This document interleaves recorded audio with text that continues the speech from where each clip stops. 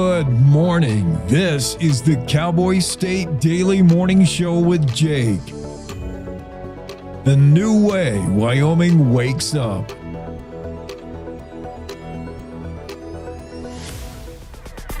It's time to take a look at what's happening around Wyoming. From the Cowboy State Daily News Center, I'm Mac Watson. Converse County this week rescinded an order that could have fast-tracked data centers and given the county more control in the process. Cowboy State Daily's Claire McFarland reports that one legislator says it's a legal issue, but people also, quote, lost their minds when they heard the words fast track. This is a very attractive county for them. On the other hand, Representative Kevin Campbell said that there was a dearth of transparency in this whole process and that was his main qualm with it. But in the meantime, the Attorney General's office reportedly settled it anyway by saying, no, you can't just put in one of these industrial parks if you don't already have zoning. You can't put it in without a mechanism like that. And Converse County does not have zoning. Commission Vice Chair Rick Grant tells Cowboy State Daily that the prospective industrial park wasn't meant specifically for a Prometheus hyperscale data center, and the county hasn't received an application for any such development.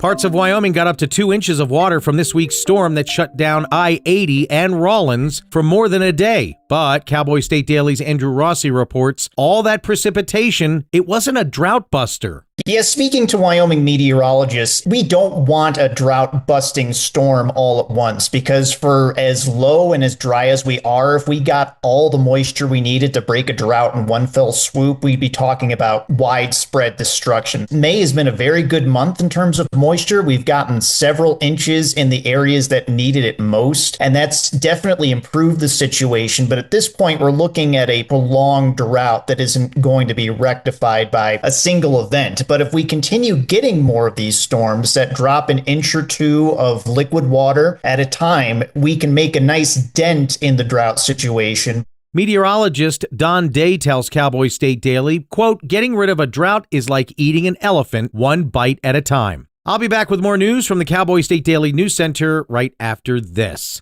As the weather and temps improve, motorcyclists are getting out on the roads. Be sure to do your part, share the road, and keep everyone safe. This has been a safe driving reminder from the Wyoming Department of Transportation. My name's Brady Thornock. I manage my family's ranch here in Uena County. Ranching teaches you to think long term, and it teaches you that Wyoming stays strong when there's real work here. That's why I'm building a data center on this ranch with a Wyoming company called Prometheus Hyperscale. This project will create thousands of Wyoming jobs, and it will use Wyoming's natural gas resources. We need to build Wyoming. I'm doing this for the future of Wyoming. Build Wyoming with Prometheus Hyperscale. Go to buildwyoming.com.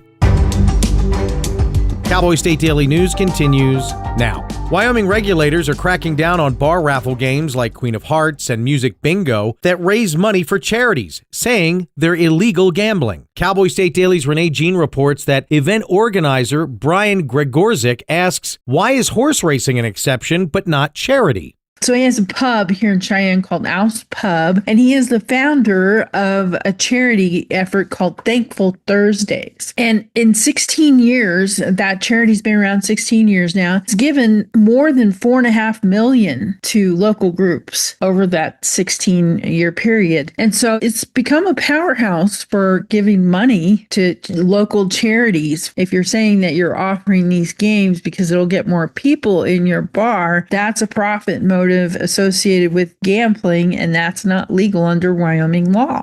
According to Wyoming Gaming Commissioner Nick Laramendi, Wyoming statutes define gambling as risking any property for gain that is contingent in whole or in part by chance. A wildlife filmmaker spotted 47 grizzlies in the Absaroka Mountains before noon, more than twice as many he's ever seen in one day in the Yellowstone area. Outdoors reporter Mark Hines reports that they were gorging themselves on moths, so he tried one. He says he's eaten them a few times. He said they taste like honey roasted peanuts. Apparently, army cutworm moths taste like honey roasted peanuts. That's what he describes the flavor of. They come up out of the prairies and they're going up over the mountains on their migration route along about that time, late in the summer, early in the fall. But they'll get up on the mountains and to rest, they'll crawl underneath the rocks. And so the bears go up there and just are flipping rocks over and scooping up these moths and eating them.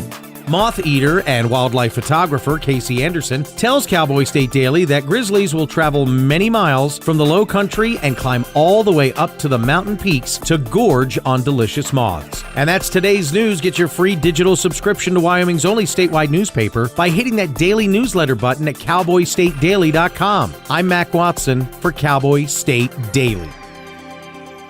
So I wanted to talk with you and your mom today, Lily, because some people at school have noticed changes going on with you. And we're concerned. Like what? Who? Some of your friends, teachers. It sounds like you've lost interest in a lot of things lately. You're hanging with new friends. So, individually, maybe those things are no big deal.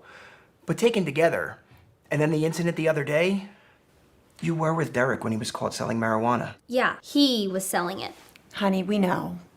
But we care about you and want to know what's going on. That's right. We just want to understand better and see how we might help. And if weed is a part of it, we just want to make sure you understand the negative consequences for someone your age, the physical and mental health effects, the poor decision making, and the confusing legal aspects these days. So what do you say? Can we talk? For more information about talking with your kids about underage use of alcohol and other drugs, visit underagedrinking.samhsa.gov.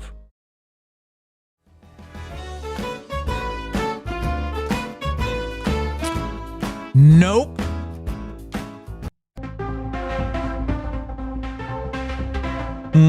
Okay.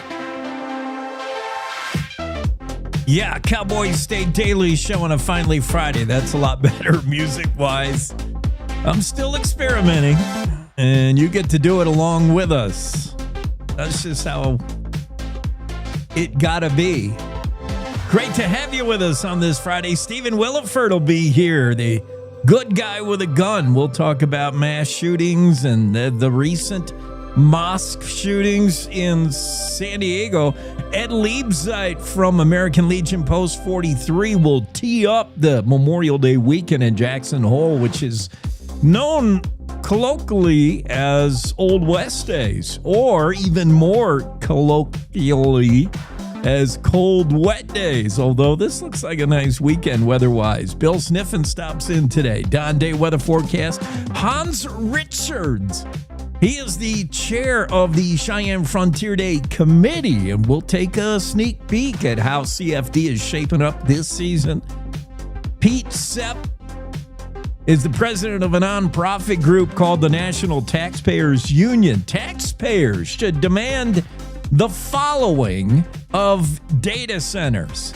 And if we get it, including transparency, they're not all bad, I think is what Pete's going to say. We'll see. Maren Kallas is trying to save that pump house in Cheyenne. It caught on fire. She's not giving up. Bill Brinegar, executive director of Hunting with Heroes, and the latest of proposed changes and why Bill is on is in the news. Mark Hines wrote a story. Stephan Johannssen, director of the Department of Health, will talk about whether Wyoming is going to get its $1 billion for rural health care. A whole lot going on there. Heather Madrid, she's leading the charge in against more data centers, the moratorium, and the proposal of a 1-year or 18-month moratorium. Heather Madrid has started that whole petition, and we'll talk to her about her concerns. And Jim Dewey, he's with the College National Finals Rodeo. It's taken place in Casper for, I don't know, more than 25 years now. All the colleges, rodeo teams come to Casper to fight it out for the championship. That's coming up next month.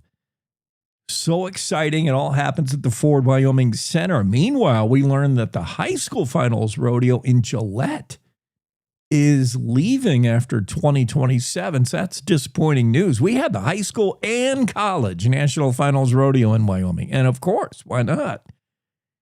We're the rodeo kings. So, yeah, what a lineup for a Friday, huh? Is that going to do it for you? Yeah, I think that's pretty good. That's too dramatic for weather. Maybe if we had a storm, I would do that, but that might be a bit much.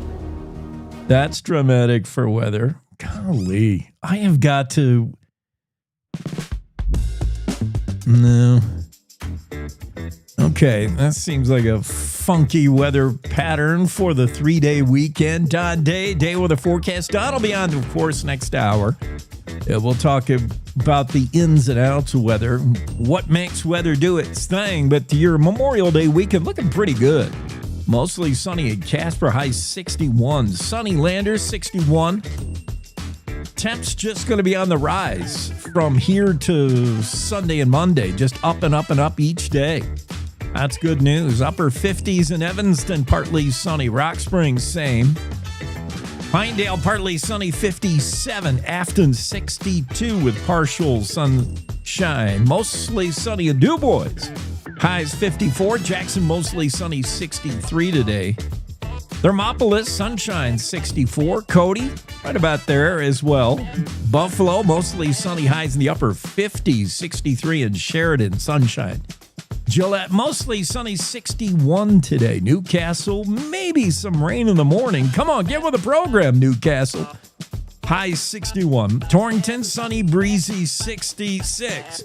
Cheyenne, sunny, breezy, 59. Laramie, you'll tap out 54. A little bit of a freeze warning in the morning, but you'll get there. We'll push that mercury for you. Rawlins, freeze warning as well in the morning. Clouds on the increase, 51 in Rawlins, but pretty much across Wyoming, as Don will confirm, we have this, the latest system that brought us pretty cold Canada air is moving off to the east. That's good news. And in its wake, we'll see more of what you would expect from a spring-summer transition. Warming temps slowly. You might not want to run outside the house tomorrow morning in the shorts and T-shirt. Give it a day. But by the end of Saturday, certainly Sunday and Monday, temps getting back up there at a very comfortable but could signal in a chance of some thunder shower activity on Sunday, a little bit. Monday, better chance. And that's the weather for Wyoming. How about that? Attorney General says don't. Converse County will not fast-track data centers. Data centers in the news every day. Every day. Claire McFarland has the story. Renee Jean's been following data centers. Kate Meadow. It takes 3 journalists to follow every time a data center pops up. Today's guest, we're going to have one South Cheyenne citizen who is circulating the petition, leading the charge of pumping the brakes on data centers. A year and a half moratorium she's proposing. Will the Cheyenne City Council members agree to that? They haven't gotten there yet. Her concerns, I think, and she'll be on in the final hour of the show, Heather Madrid. She comes from a medical background, public health background. So her concerns are, how healthy are these things to live next to? They make noise. And they make a lot of light. I don't know. She has public health concerns. Some of us have concerns over the consumption of electricity and water by data centers. Or you can be concerned about the man camps required to house the employees to build these things. Whole lot of reasons to be sketch on data centers, but there's reasons to be pro as well. Pete Sepp will be on the show and talk about the tax benefits they'll bring, the misnomers that they may increase your energy bill, where in the long run, Pete will say, I think, they could have benefits to your utility bill. So, it's both sides of the issue, and people are taking sides, as they do often in politics or, Yankees, Red Sox rivalry. There's only one side or the other. There's nothing in between. We also, another story I think is very interesting, only because when you look at the dollar amount, $1 billion at stake, I think that's important. We have a guest on today, no, not Hans. Who is our, dang it, I'm getting all my guests mixed up. We're going to talk about the Wyoming Department of Health. Stephan Johannssen will be on. And a story from Claire McFarland the other day, I think it was yesterday, with an alarming headline saying that it looks like the feds won't let Wyoming invest Trump-backed healthcare grants. In that big, beautiful bill was $50 billion with a B targeted to each state to use in healthcare, and it's healthcare issues. For Wyoming, many of the healthcare issues are addressing our ruralness. The fact that, we're sometimes a 2-hour drive to the nearest hospital, 2-hour, hour and a half, 3 hour, that's a concern.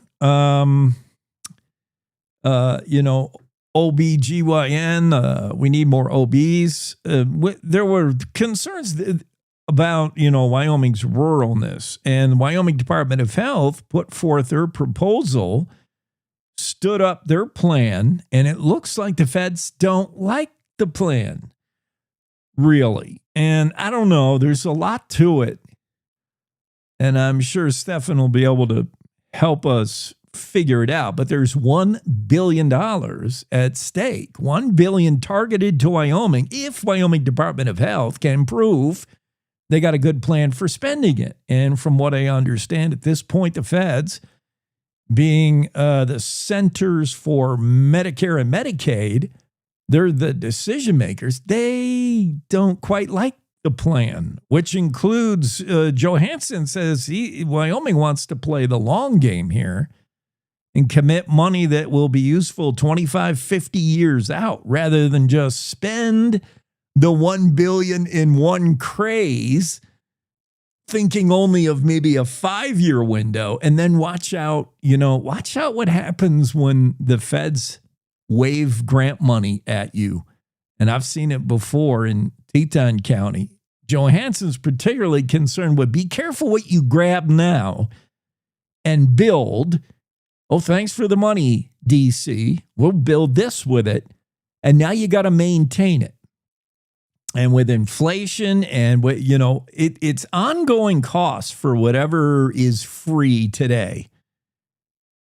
It's looking a gift horse in the mouth. Maybe it's, I don't know what the correct metaphors would be, but it's making a short-sighted grab at grant money, building whatever, and then having to maintain it with what money now? Now the grant money's gone, 5 years from now, 10 years from now.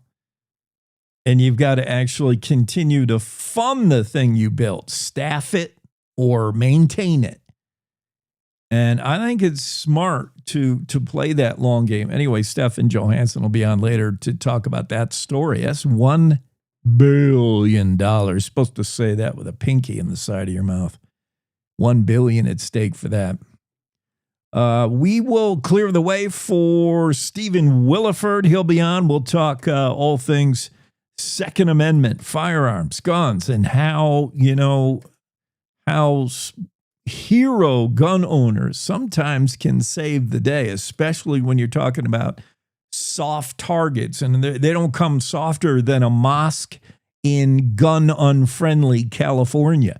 I mean, if you are armed and intending to do bad stuff in San Diego to a mosque, it is the buffet is set out before you. I mean, who is going to stop that? Who is it's got a concealed carry in California? Who is around private citizen that's armed that can fight back? These two teenagers had like 30 weapons at their disposal. How do they get them? I don't know. We got to talk about that. Mark Hines' story about a filmmaker who found 47 grizzlies gorging on moss high up in the Absarokas. This has to be last fall because the bears don't eat moss till fall. this can't be recently. I mean, it can't be spring.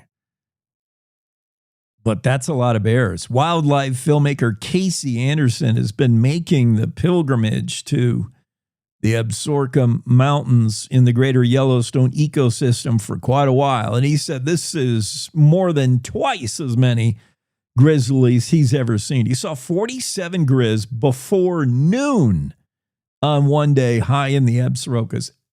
Now this, when the moth buffet is open, which is fall, late summer, fall, the moths are making a migration, or the moths get themselves under rocks.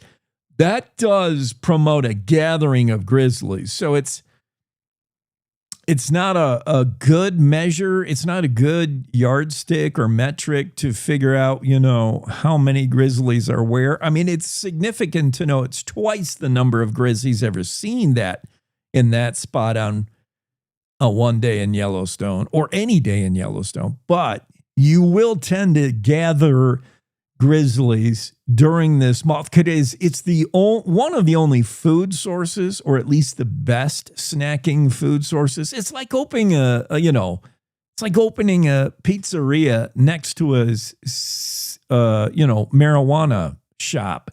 I mean, you have ready-made customers. It's like ringing the dinner bell for grizzlies, and they get up in the scree of these mountains. Here's what it looks like. Let me share a photo. Everybody's seen these the rock scree. How do you share photos? I forgot everything I knew. Yeah.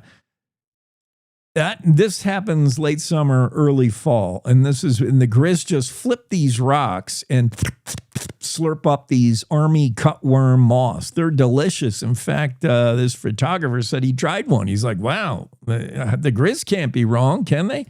Casey Anderson tried one. He said it was pretty good. Tasted like a honey roasted peanut. No wonder these grizzly bear are all about it. But it's a pretty neat story, including, of course, the photos. I mean, come on. You had me sold at the photos. Stevie Willeford, he's in next. Stay with us. At Cowboy State Daily, we cover everything Wyoming, like energy. Senator Cale Case of Lander asked, are we getting enough taxes from these data centers? The outdoors. It's really important that people know the law, when you can and can't shoot. And the issues you care about. The discussion kind of brought up some of the concerns that people have been bringing to council. Covering Wyoming like nobody else can. This is Cowboy State Daily. This is the Cowboy State Daily Radio Network. When it comes to making plans, you are the best. Those 9 months were also 273 days of planning. What about your daughter's first costume party? It was out of this world. And let's not forget those barbecues you plan in detail for your family and your more vegetarian by the day best friends. That surprise party for your parents' golden anniversary? You get the golden planning. The same way you plan each detail for those moments, start planning to protect you and your loved ones from a natural disaster. Sign up for local weather and emergency alerts. Prepare an emergency kit and make a family communications plan. Protecting your family is the best plan you can make. Did you hear? Todd's in the hospital. Who's Todd? He got a collapsed lung from vaping. He thought it was cool. Not cool. Promise you won't vape, Emma. It can lead to a lifelong addiction, and we can't be friends if your lungs collapse. Bogus. Wacky sitcom teens aren't the best people to talk to your kid about vaping. Hey, you got a minute? You are. Start the conversation with your child about vaping today. When the uniform comes off, the battle doesn't always end. Too many of our veterans are fighting silent wars, with trauma, with loss, with hopelessness. Downrange Warriors stands in that gap, offering peer support, purpose, and a brotherhood that saves lives. You can help. Visit downrangewarriors.org Because no warrior should ever walk alone. Hope is waiting.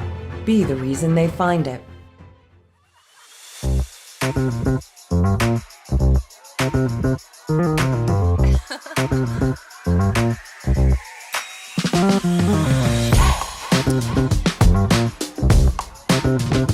All right, let's get to it. Cowboy State Daily Show. Stephen Willeford's here. He's the good guy with a gun. Also promoting our friends, Gun Owners of America. They've been around for 30 years protecting your Second Amendment rights. We'll talk about a big June 13th get-together they have planned, by the way. First, Stephen, it says in my notes we're to talk about a recent mass shooting. And here's the way the world is today. I don't even know which mass shooting we're talking about. I mean, we'll just book you once a week and talk about whatever mass shooting comes up. That's the unfortunate of it. San Diego mass shootings, is that? Yeah. You want to go there? Okay. Sure. And we're 50 years. We're coming up on our 50th anniversary. Your website says 30. Maybe you got to update it. No, okay. But it's supposed to be 50. It's 50 years. All right, 50. I'm going to make that note. 50 years. Yeah, let's talk about these mass shootings now. I don't know what possesses deranged people to do bad stuff. In this case, it's very similar to what we see happen a lot. And we've had some guests on who spoke to why people take up arms and get to shooting. These teenagers were just basically radicalized, looking at their manifesto and all this disgusting stuff. Their brains went to a wrong place from doing too much internet, man. This was an incident made for the internet and by the internet. But whatever, it doesn't matter when people are running around your neighborhood with guns and shooting. And you're a soft target, particularly a mosque in California. I can't think of a softer target. Stephen, you need a hero. Somebody step up because law enforcement may be minutes away. Yes. So I personally think we shouldn't have any soft targets anymore. Mosques, churches, synagogues, they all ought to be armed. And make no mistake, these teenagers did not have the legal right to own guns. They broke all of California. California is one of the strictest states for firearms ownership, and yet criminals still get guns. Imagine that. I know. You're going to be criminal no matter what, and that's in the definition of criminal is ignoring the laws. Caleb Vasquez, 18-year-old, Kane Clark, 17-year-old. I guess they snatched guns from their parents. I don't know if their parents legally had guns, but yeah, they had like some 30 weapons in all by the time the cops figured everything out. But yeah, how gun-free areas, gun-free zones, the stricter firearm regulations are in your state, your county, your town, the more you're a victim. I think, as Stephen and I have been talking about that, you just make yourself a victim there. Absolutely, because now you can't defend yourself. They're going to get what they're going to get, and you can't defend yourself. You don't have. California is tightening restrictions on churches and synagogues and mosques, if you will, from being able to protect themselves with their own volunteer teams. And how ridiculous is that? These two teens may have had some radicalized ideology, but about Islamic, about mosques. But I don't think this, and it doesn't matter, but I don't think this was necessarily religious driven. I think the reason shooters go to churches, Stephen, and we can speculate, is it's the sheep. These poor sheep are not going to be able to defend it. They don't have an issue, I think, with the pastor or the mosque. They've got ready-made victims who can't fight back. Don't you think? Absolutely. And on top of it, I think this is part of the problem. We're in the new age where you can get information and podcast and whatever, and teenagers sit in their basement and do nothing. They don't get out there and socialize with people. They just get on a computer all day long and just focus on what's being said on the computer and stuff. And depending on what route they go, what they feed their minds. So that's part of the problem is kids no longer get out and socialize and do things, and information that's out there on the computer is great, as far as educational and used to have to go pick up an encyclopedia, and people nowadays might not even know what an encyclopedia is, to go through the encyclopedia and find out whatever you needed to find out for a report or something like that. Nowadays, it's just click of a mouse and you're there. Yeah.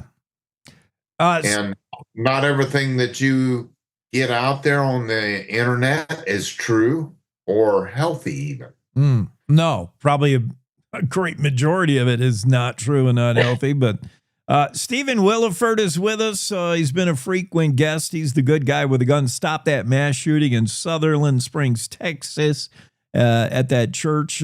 So he knows firsthand, he's been there, on what could be the benefit of having an armed citizen who knows a few things, especially if you go to the range, get yourself familiarized with your firearm.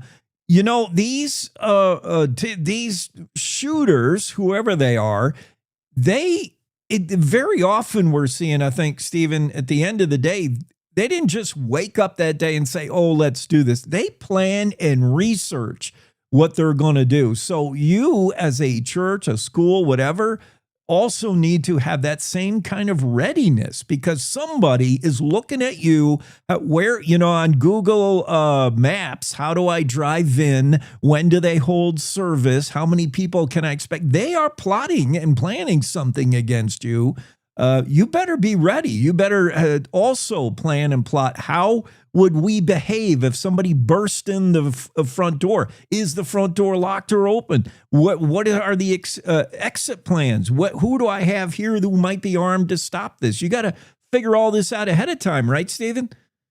Absolutely. Absolutely. Please go to gunowners.org, sign up, fight for your rights to be able to defend yourself. That's what we do. We do that nationally. We've been winning a lot lately. And it's really disturbing when you can find, more than one that are of like mind that have planned something like this. Look at what happened here in Austin, Texas. A couple of teenagers, I think it's like 3 of them now. They broke into a gun store. They stole a bunch of guns. They said during that night, 4 different vehicles, and they shot it at fire stations and random people going down the road. They wounded several people. One of them was in critical but now stable condition. But it was more than one shooter. One was 17, one was 19, one, the third one was even younger, I think. And somehow they came up with a plan and formulated, and how they find people of like mind willing to do these things are terrible. It's terrible. It's time that people start caring for their own defense and for the defense of others.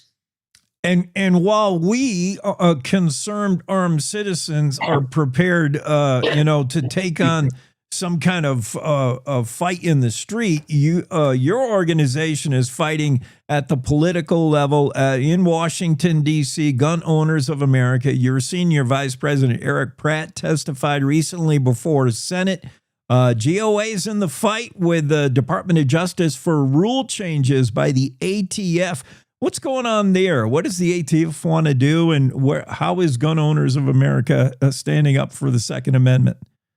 So the ATF under Biden had 34 executive orders by Biden trying to change the ATF, make it more restrictive for you, and fighting certain things, trying to make it, for example, in the business of where if you inherited your great grandfather's old Colt single action and it's worth considerable amount of money and you want to sell it and send your kid to college or something and you sell it, you could be looking up to 10 years in prison and a $250,000 fine because you're in the business of at that point.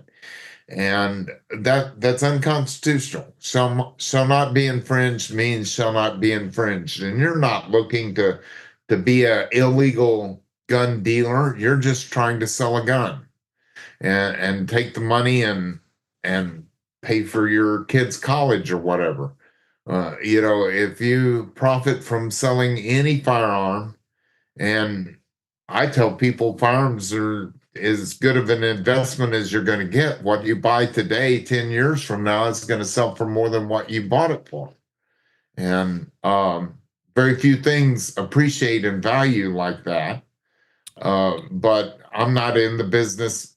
Obviously, I'm not in the business of selling guns. I'm in the business of collecting them. Yeah, they're never going to come for you for selling stuff. You're collecting. Yeah, I always tell my wife, 5 years I could sell it for twice as much, and she keeps telling me you never will, and I'm like, yeah, you're probably right, but yeah, the value of just about every firearm does nothing but increase. So does the ammo you put through it, unfortunately, for the most part.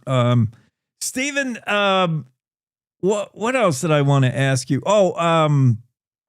When this notion that you can create gun-free areas, whether that's a zone, a certain building where you say you're going to be gun-free, or whether it's a mosque in California, this notion that, look, if we take guns away from everyone, the bad guys won't have one. But that's head in the sand thinking. I think we're better off going the other way, Stephen, is get rid of gun-free zones. Yes, sir. Do away. So Wyoming has done that now. Wyoming has said we have no gun-free zones. And I think that is the answer to everything. And again, you can't stop evil even with that. Evil's going to start, but to contain it as quickly as possible, do away with gun-free zones.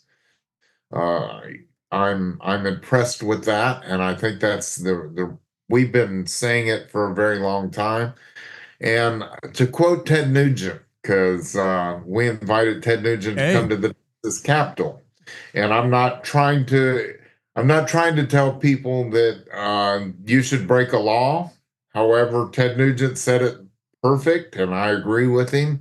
Whenever I walk into a gun-free zone, it ceases to be a gun-free zone. There's one gun there. And again, I'm not telling people to break a law or anything, but I refuse to be left undefended, because the judges have said that the police have no duty to defend you. Now let that soak in for a moment. The police have no duty to defend you. So if they refuse to defend you, it's up to you. And I won't be left in that position of not having any defense at all. And if I see the gun-free zone sticker on the window, I refuse to do business with that business. Well, I mean, you had me at Ted Nugent, Stephen. That's all we need to know. Gun Owners of America, they got an activist society dinner coming up.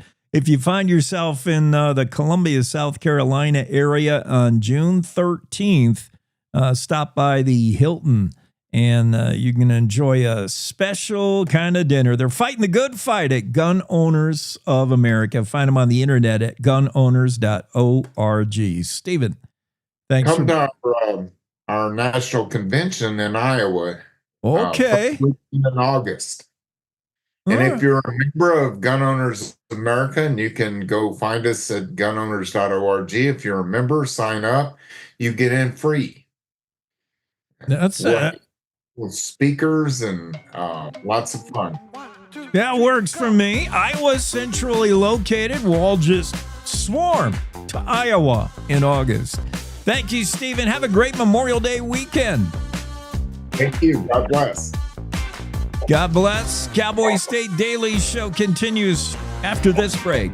Wyoming is a place where people aren't afraid to get a little dirty and work a little harder to live the American dream. It's a place where neighbors still check on one another. Strangers greet you with a wave and a smile, and a random act of kindness is never out of the question. From the mountains full of elk, to the farmer's field full of pronghorn, to the streams teeming with cutthroat trout, we choose to live in the best place in America. And Cowboy State Daily covers all of it every day at cowboystatedaily.com.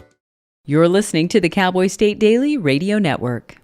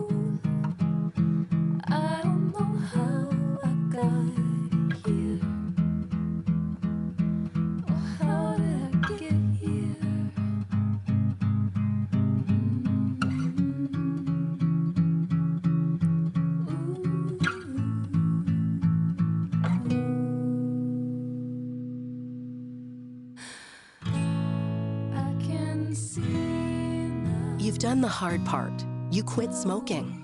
Now do the easy part and get scanned for lung cancer. If you smoked, you may still be at risk, but early detection could save your life.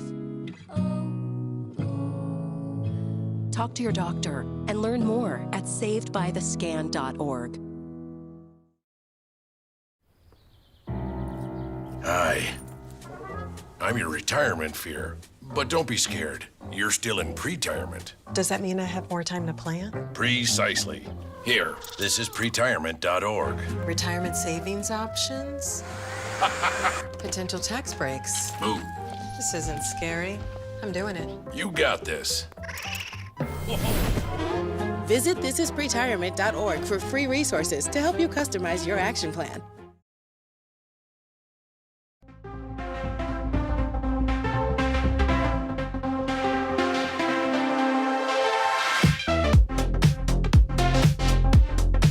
Hey, we're in the early stages of a finally Friday Cowboy State Daily Show, heading into a 3-day Memorial Day weekend, known in Jackson Hole as Old West Days. We're gonna do a lot of stuff, celebrate parades, rodeo, all the things you think might happen in a Wyoming town on Memorial Day. Yeah, we got it. Food,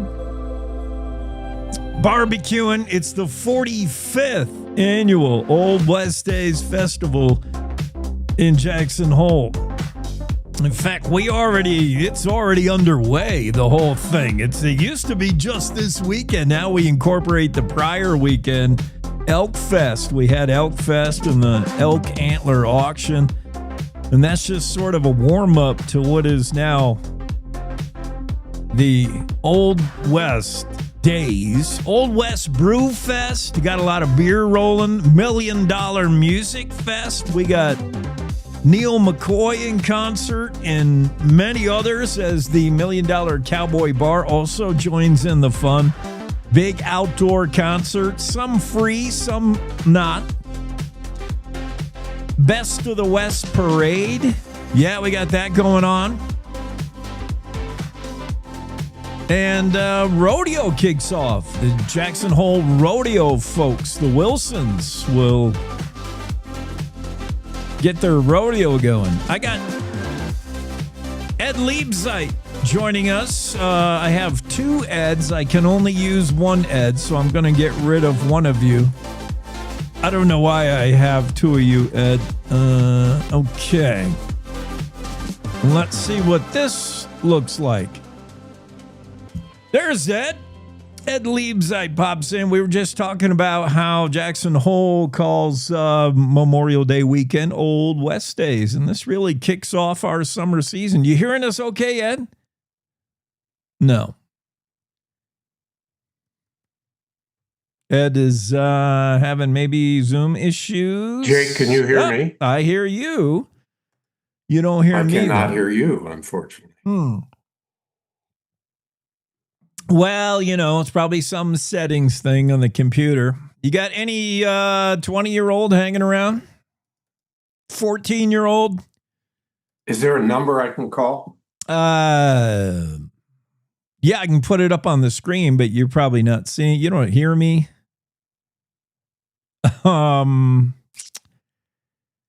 Yeah, Ed's not doing the Zoom. All right. Well, hopefully he can figure it out. Oh, wait a minute. He is calling, so I guess we could do that. Let me see how to answer a phone here. Hi, Ed. Is that you on the phone? That is me on the phone, Jake. All right. Turn down whatever you got going on in the background. I hear some echo. Yeah, that sounds like it might be all right. All right. Thank you. Yeah, there's a bad echo. Whatever. Yeah, you got. I'm going to try on another number. Okay. Another phone. All right, we're 0 for 2 right now. Getting Ed Liebzeit.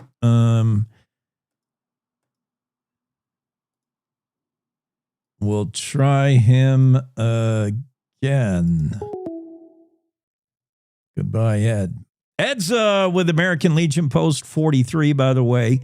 Of course, Memorial Day weekend is all about really Memorial Day and the Monday. All right, there's Ed calling. Let me try this again. Ed, how are you? Oh, good morning, Jake. I'm fine. I apologize for the issue here. Yeah, it happens. Technology. Yeah, isn't it wonderful? Yeah, so Old West Days, before we get to, the meaning of the weekend, Memorial Day weekend, Monday, that's what it's all about. Let's tee up the weekend in Jackson for anybody who might be visiting. This is when we start our summer season. We get it rolling. How did Elk Fest go, by the way, last weekend? Did we have a lot of antlers? Well, unfortunately, Jake, we didn't. We had some probably the lowest count we've had in a long, long time. Yeah. This winter changed everything on the refuge, and the scouts only collected 1,700 pounds of antlers, which is well off what is normally in the, 8 to 10,000 pounds. So really a tough year for the collection and for the scouts, but overall still successful. I had some really record purchases. Had some antlers go for over $400 a pound. Oh wow, that's recognition that there wasn't a lot of inventory probably. But yeah, exactly. that was a kind of winter where we just didn't have a lot of elk on the refuge, and those that came left early, and I'm not surprised, but that's okay. We don't need a lot of antlers to make for Old West Days. How what's going on this weekend? What are some of the first things that happen maybe beginning today? Well, thank you. Yeah, we have activity starting today, and one of the big deals starting today is the rodeo kicks off tonight at 8:00. Yeah. So that's a big event and exciting for everyone. There's a concert at the Cowboy Bar tonight as well, so that'll be good. And in fact, the shootout is practicing tonight. They'll have a rehearsal on the square. So things are underway for the continuation of Old West Days, which, as you probably know, that we've had Old West Days for 45 years. This is the 45th anniversary of Old West Days. 45th anniversary. The Wilsons put on such a great rodeo. I'm excited for it to start. Yeah, that begins. Yeah, we rodeo. Is it tonight? Let me get my page up here. Well, it's Friday, Wednesday, Friday, and Saturday. Okay. And of course, and it goes through Labor Day. So we've got a lot of rodeo ahead of us over the summer. Yeah, and normally I DJ the $1 Million Cowboy Bar on Sunday nights, but not this weekend. This is a special weekend, man. We got Lone Star in concert, Neil McCoy, Hudson Westbrook, a lot of show. $1 Million Cowboy Bar came on board a few years ago to really bring the music portion of Old West Days together, and it's been fantastic. A lot of music. You will not go starve for music this weekend.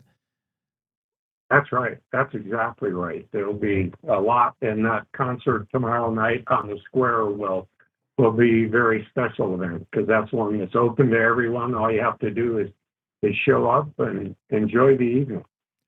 Also, Brewfest. I have been known to visit the Brewfest tent every now and then. Old West Brewfest, another component of this weekend celebration. The restaurants all going full bore. And we're going to have a parade. The parade, depending on what year, the parade is like sometimes almost on the verge of not having enough participation. I mean, we do it up big on 4th of July for sure. But what about the Best of the West parade? Is that going to get going tomorrow morning? It certainly is, Jake. And if you're listening in, you'll get to hear me announce that as well. But anyhow, you got to go to Old West Days, or we call it Best of the West Parade, actually. And that'll kick off at 10 o'clock tomorrow morning. We have 43 entrants, so we really do have a great parade tomorrow. You're right. Sometimes it's been thin, but not this year. So that'll kick off, and then you have to go to the parade first because you can't go to Brewfest until after you go to the parade. Yeah, I would think so. It's like weddings where the weddings where they don't open the bar before the ceremony. First the parade, then we'll get the beer tent open, then you can go to Brewfest. 43 entrants in the parade. That's perfect because the American Legion Post 43. Certainly, we're gonna remember what the weekend is all about on Monday, and a somber occasion, but an important one. Monday on the town square. Yeah, most definitely, Jake. That'll be at 10 o'clock, and we will have, of course, a color guard in place, and we're even having some former veterans do a flyover to pick us off at 10 o'clock. But we'll be there with the color guard. We'll have bagpiper doing Amazing Grace, and it'll just be overall a great opportunity to honor, recognize, and thank all of those who made the ultimate sacrifice for our country. Yeah, I often see the color guard kick off a sporting event or something. The American Legion Post 43 color guard makes the rounds in the Jackson Hole area. I love it whenever I see it. So that'll be on Monday on the town square. Well, who's doing the flyover? Well, we've got actually it's TJ McCann is leading it with three of his friends, and the fourth hasn't been finalized yet. But in addition to TJ, there's Dan Holmes and Dylan Napes, and they'll be cruising by and right at 10 o'clock. And this is the third time we've done this, and every time. And Rich Sugden is usually in it. He's not this year, but they're right on time, and it's supposed to be a beautiful blue sky day, so it's perfect. Yeah, Memorial Day, May 25th, you'll see the Rifle Squad flag bearers, the color. Also catch the color guard. If you miss them, then they'll be on hand for the official opening of the Jackson Hole Post 43 Giants Legion baseball game. That's on Friday, May 29th. And the color guard will be on display June 6th for the high school graduation. Yep. We try to do all of those different events.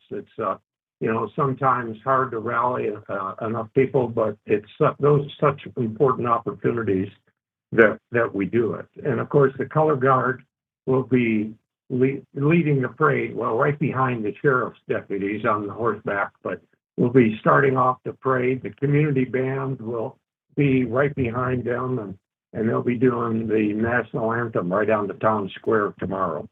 Yeah. Hey, and if you're a visitor to Jackson this weekend and you're going to be around for the Monday American Legion Post 43 stuff, I don't miss a chance to see the feature of the town square right in the middle. That statue, that is pretty cool. Ed, talk about that.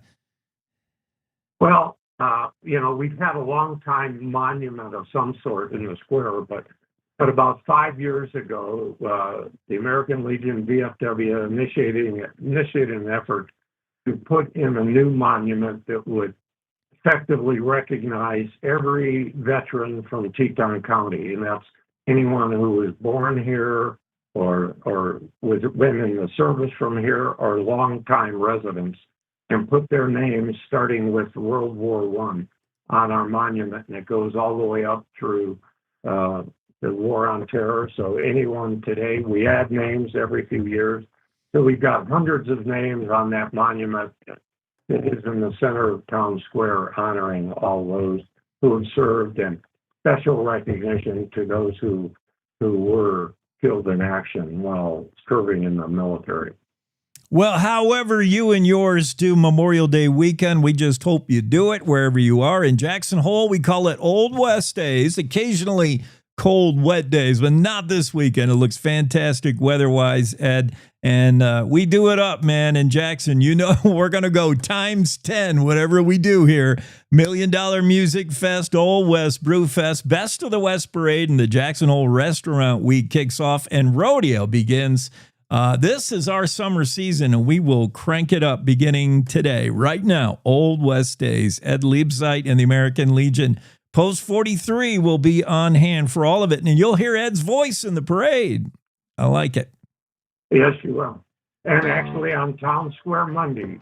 Okay? So I hope people can be there and help us recognize and celebrate the service and sacrifice of our veterans. Absolutely. Thank you, Ed. I appreciate it. Have a great weekend. I'm going to be up in Buffalo. I'm going to miss the whole deal, but I'm leaving it in good hands. Well, thank you, Jake. Thank you for this morning, and we welcome everyone to come and join us this weekend for all the activities. Awesome. Have a great weekend and safe trip to Buffalo. Thank you. Thank you. Cowboy State Daily Show. That's Ed Liebzeit joining us this morning. And don't miss Old West Days, Memorial Day weekend celebrations in Jackson Hole. Lots going on. You will not go unentertained, that's for sure. Entertainment, food, drink, and just something happening every minute. It's a jam-packed weekend at Jackson Hole. Old West Days, Memorial Day weekend, and of course, the reason for the season Monday Memorial Day will be a ceremony. Post 43 will be on hand in the town square right there in downtown Jackson. And the weather, boy, Don Day has done his part. The weather forecast looks fantastic. Next hour, we will get to Bill Sniffin right away. Don Day weather forecast. Hans Ritschard will be in. He's the chair of the committee of Cheyenne Frontier Days. First off, we'll have to ask Hans what that even is. There is a board for CFD. There's a CEO, president, like the head of Cheyenne Frontier Days. That's Tom Herzig. We've spoke with him a few times. And there's also a committee board, and Hans is the chair. So it takes a lot of people to put on Cheyenne Frontier Days. After all, it is the daddy of them all. I mean, they've been doing it since 1897, something like that.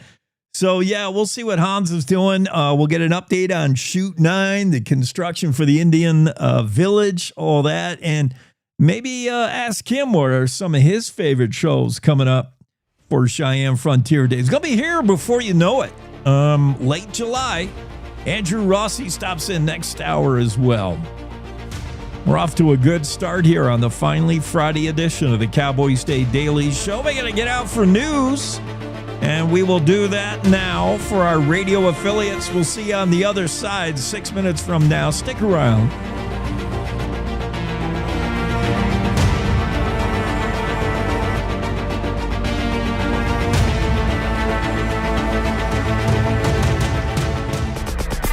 It's time to take a look at what's happening around Wyoming. From the Cowboy State Daily News Center, I'm Mac Watson. Converse County this week rescinded an order that could have fast-tracked data centers and given the county more control in the process. Cowboy State Daily's Claire McFarland reports that one legislator says it's a legal issue, but people also, quote, lost their minds when they heard the words fast track. This is a very attractive county for them. On the other hand, Representative Kevin Campbell said that there was a dearth of transparency in this whole process and that was his main qualm with it. But in the meantime, the Attorney General's office reportedly settled it anyway by saying, no, you can't just put in one of these industrial parks if you don't already have zoning. You can't put it in without a mechanism like that. And Converse County does not have zoning. Commission Vice Chair Rick Grant tells Cowboy State Daily that the prospective industrial park wasn't meant specifically for a Prometheus hyperscale data center, and the county hasn't received an application for any such development. Parts of Wyoming got up to 2 inches of water from this week's storm that shut down I-80 and Rawlins for more than a day. But Cowboy State Daily's Andrew Rossi reports all that precipitation, it wasn't a drought buster. Yeah, speaking to Wyoming meteorologists, we don't want a drought-busting storm all at once, because for as low and as dry as we are, if we got all the moisture we needed to break a drought in one fell swoop, we'd be talking about widespread destruction. May has been a very good month in terms of moisture. We've gotten several inches in the areas that needed it most, and that's definitely improved the situation. But at this point, we're looking at a prolonged drought that isn't going to be rectified by a single event. But if we continue getting more of these storms that drop an inch or two of liquid water at a time, we can make a nice dent in the drought situation. Meteorologist Don Day tells Cowboy State Daily, quote, getting rid of a drought is like eating an elephant one bite at a time. I'll be back with more news from the Cowboy State Daily News Center right after this. As the weather and temps improve, motorcyclists are getting out on the roads. Be sure to do your part, share the road, and keep everyone safe. This has been a safe driving reminder from the Wyoming Department of Transportation. My name's Brady Thornock. I manage my family's ranch here in Uena County. Ranching teaches you to think long term, and it teaches you that Wyoming stays strong when there's real work here. That's why I'm building a data center on this ranch with a Wyoming company called Prometheus Hyperscale. This project will create thousands of Wyoming jobs, and it will use Wyoming's natural gas resources. We need to build Wyoming. I'm doing this for the future of Wyoming. Build Wyoming with Prometheus Hyperscale. Go to buildwyoming.com.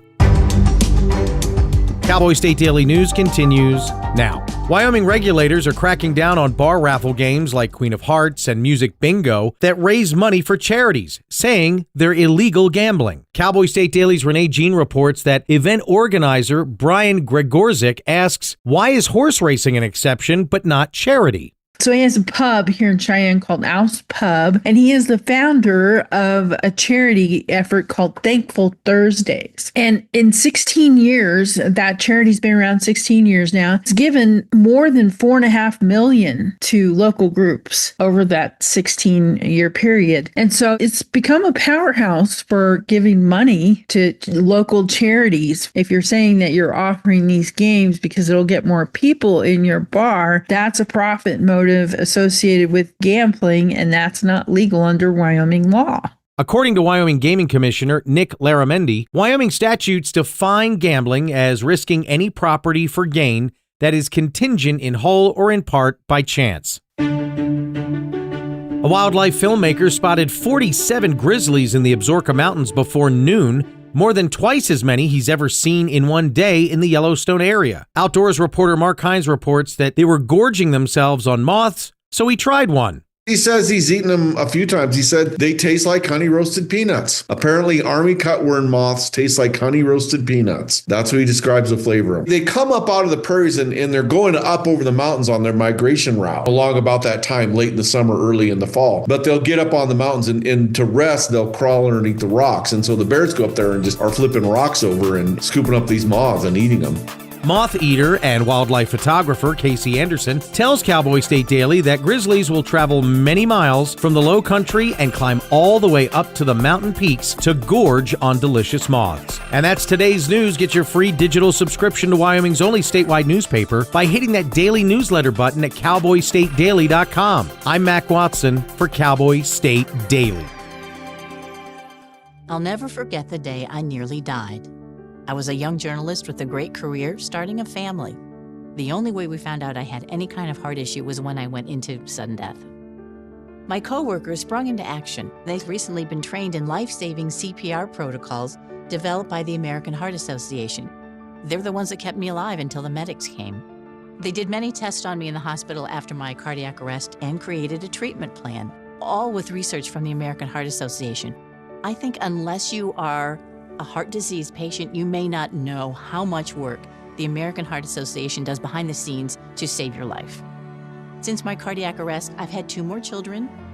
I've watched all 3 of my children grow into adulthood. I'm gonna cry now.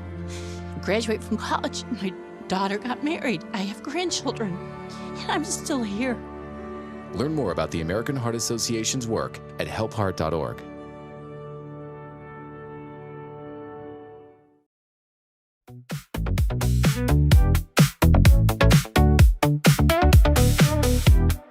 Look at that guy. That's Bill Sniffin. Cowboy State Daily Show on a Friday. That means Bill. And I won't know what to do this Memorial Day weekend until I know what Bill Sniffin is doing. I want to see what you're going to be doing. But how's everything this Friday, Bill? What's happening? You know, Jake, it's great to see you. I had to miss last week because I was traveling.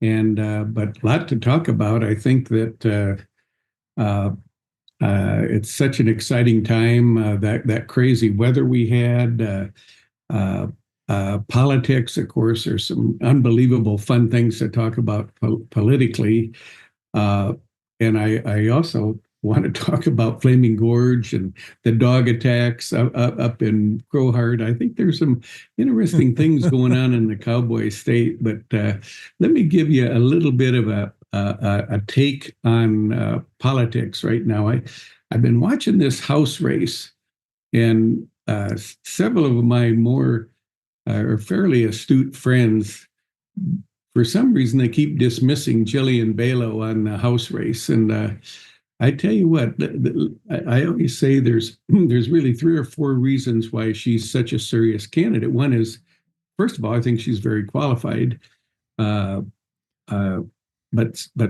here's the other reasons. One is she's won 2 statewide races before, and I think that means a lot. People have actually gone in and cast that ballot. But here's the X factors. One is she's the only woman out of 9 or 10 candidates.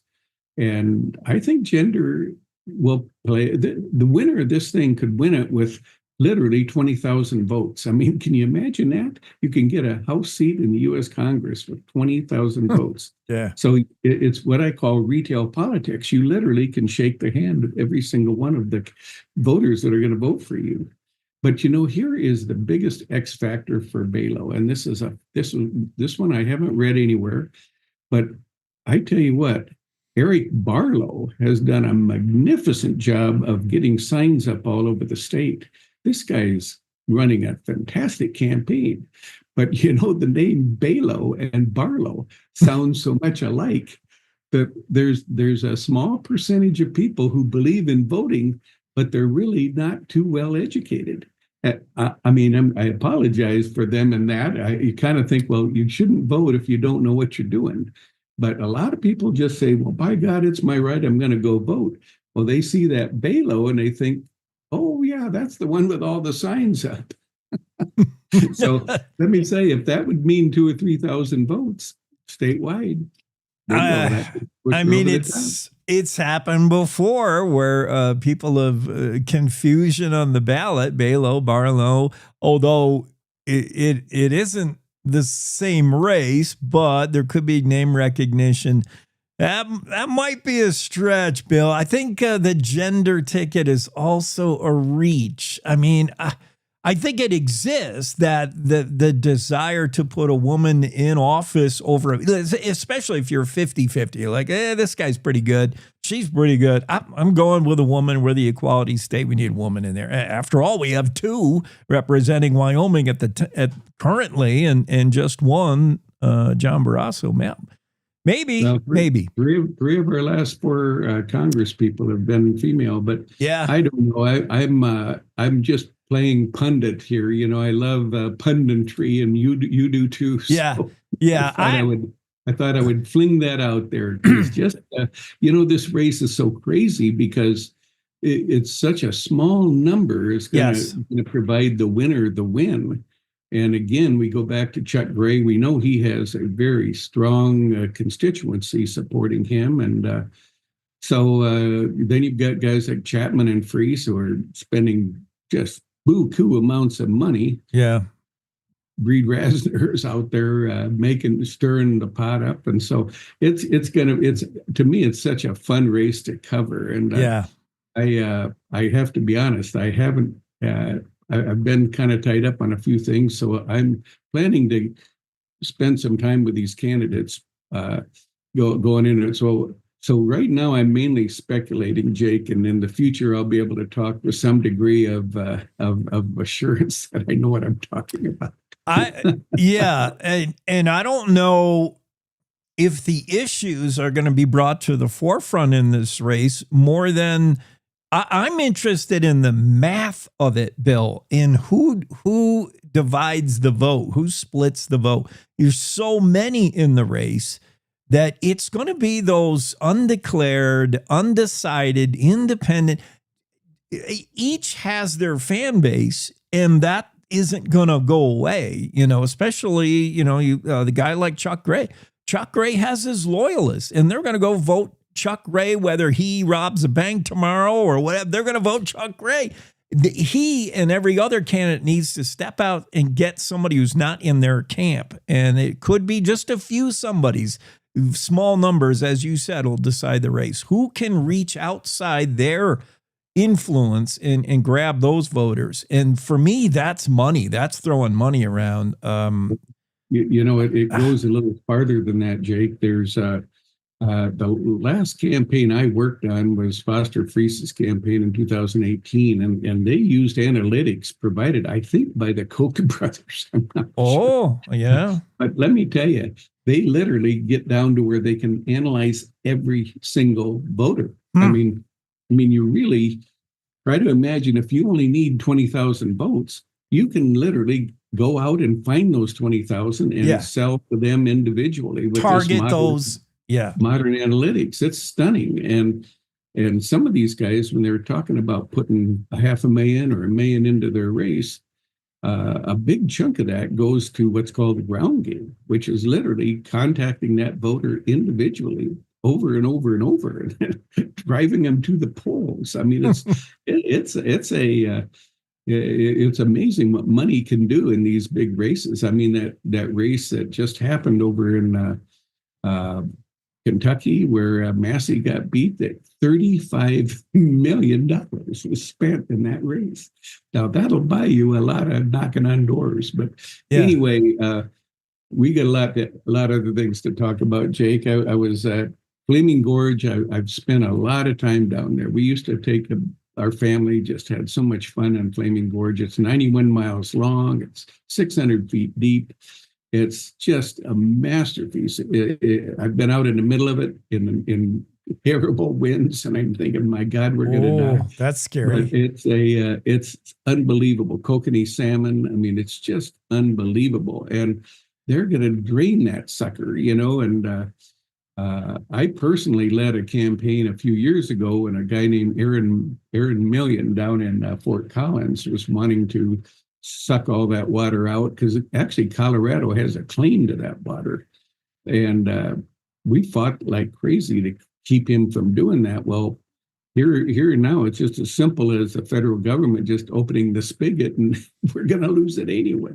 Crazy. I just hate it. And yeah, I think somebody said they literally could drop the water 10 feet in Flaming Gorge, and it's 2 inches in Lake Powell by the time it gets there. I mean, so they're going to devastate Flaming Gorge to make just a fraction of a difference downstream, and that irritates me. So I thought, I'm on my soapbox here and saying, what the heck? Yeah.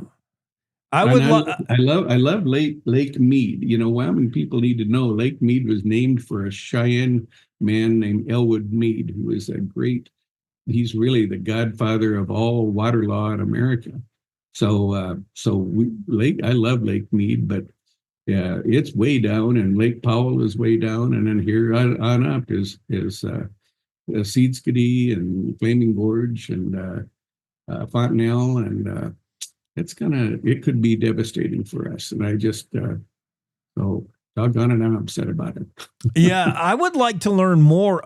Devastating in what way? Somebody quantify that. I would like to see more of what it means for the fisheries and the health of being able to do what they do, the kokanee salmon fisheries and the marinas, like business lost, or just the fact that I don't know how you put your boat in some places anymore. I mean, yeah, it does. It's not good. Sweetwater County says that Flaming Gorge is, I probably misread that, but somebody used the number $300 million as an overall tourism effect. And that I mean, if it's 30 million or if it's 3 million, that's a lot of business. And, yeah.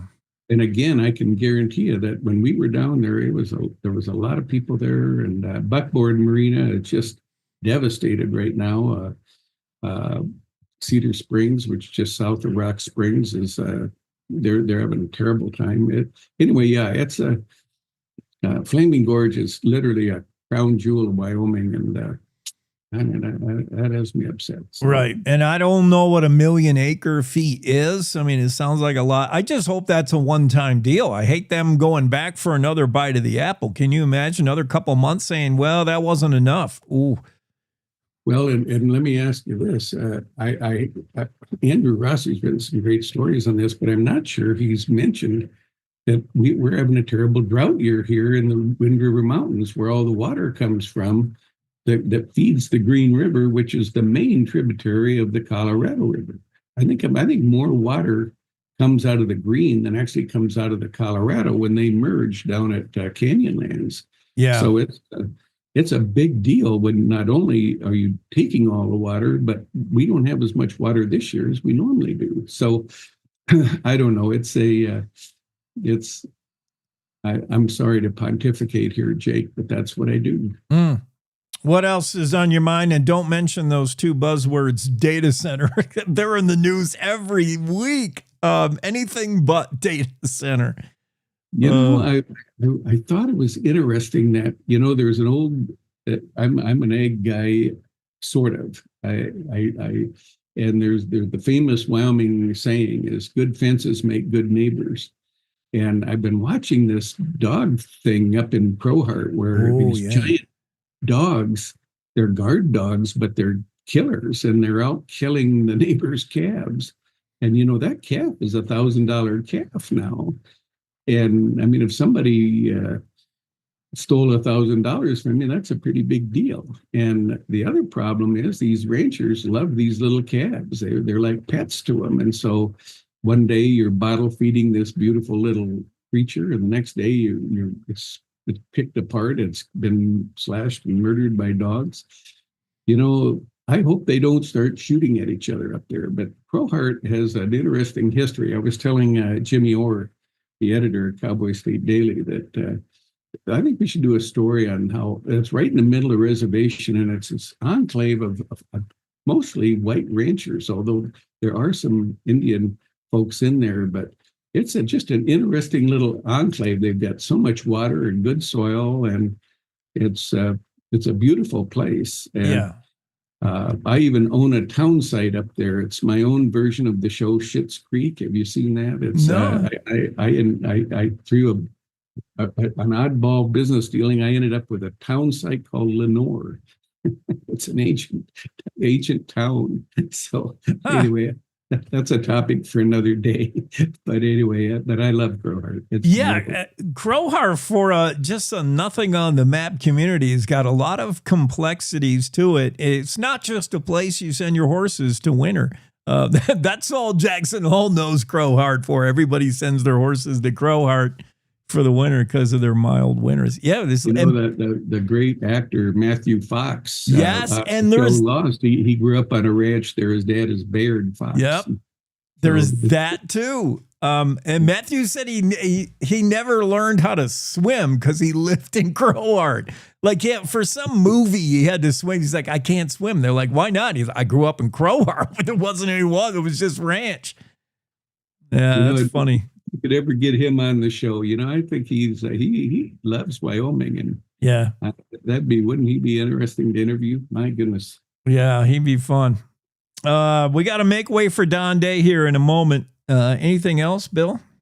I don't. Oh, I had the Wyoming Catholic College graduation this past week, and what a deal! My next column is going to be about Wyoming's wacky weather, but we had 90-degree temperatures on Wednesday, and then 8 inches of snow on Friday, and or Saturday, whatever day it was. But anyway, at graduation Monday, we had 43 graduates in full regalia.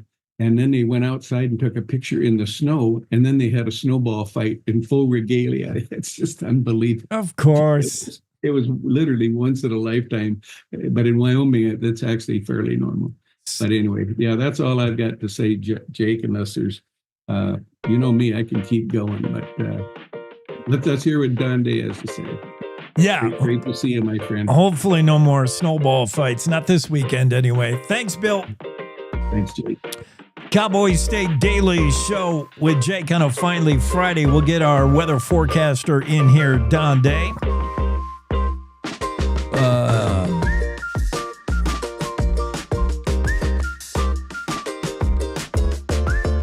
Weekend looks pretty good. The extended weekend. Slow, gradual, pretty good anyway. There's Don, the day weather forecast for Memorial Day weekend, or Old West Day weekends, as we say it in Jackson Hole, sometimes nicknamed cold, wet days, because that's what you can expect for this weekend, but not necessarily today. That system that brought us the cold and the nasty stuff, that's sort of pushing out eastward and getting out of here. Don't run out the house tomorrow morning in the shorts and t-shirt quite yet, but a gradual warming trend sounds good, Don. Yeah, in fact, the timing of the weather change is perfect because, you mentioned it. It's still going to be cool today. You step in the shade today, and it's like, ugh. But that May sun really keeps it warmer if you're out in the sunshine. And tomorrow, we start the trend that gets warmer, and it gains momentum Sunday into Monday. So really, we have had much, much worse Memorial Day weekends. This is going to be a pretty good one. I really expect very little shower activity today or Saturday. Starting Sunday, a few weak showers will pop up mainly over the higher terrain. Monday, the chances of a thunderstorm or shower get a little better, but they're not big chances. So this is going to be a nice weekend. I like that, Don. If we want to look beyond that into next week, I think you said we start to get into May behaving like May, the last week of May. It's about time where we get this spring transitioning to summer kind of feel to it. Yeah, it's definitely looking that way. We're going to see next week, Jake, I think is the first week where we're going to be talking about severe weather, especially Tuesday and Wednesday next week in parts of Wyoming. Yesterday with that cold front, just across the Wyoming-Nebraska border, we had a tornado on the panhandle of Nebraska, some hail. So it's that severe weather, it starts in the deep south and the Midwest, and it starts to migrate further west. And I tell you, climatologically, we talk about this a lot. The history gives you a lot of clues. And the last week of May, the first couple of weeks of June is one of the spikes, the peaks of severe weather in parts of Wyoming. At least the chances of it really go up. And We see a pattern next week that looks warmer, early summer-like, and that also would mean some thunderstorms. It's funny how when you look at the longer the history you take in, the more you see weather is not behaving unpredictably. Even when you get that spring blizzard we had down there and, on that stretch I-80, yeah. The worst thing that ever happened with weather is that we put together these quote averages, and then I hate this, the quote, the normals. Right. Because there really isn't averages and normals with the weather, really. It's a human construct. We do the math. We say, well, it was 77 on this day and 42 on this day, and therefore we'll come up with an average. But you know what? The weather doesn't care about that. Right. That's for sure. And the normal is created through a large sample size of, you're finding a medium, but it's a wide range of what is normal the longer you look back in time. Right. All right, Don. Thank you. Great day weather forecast.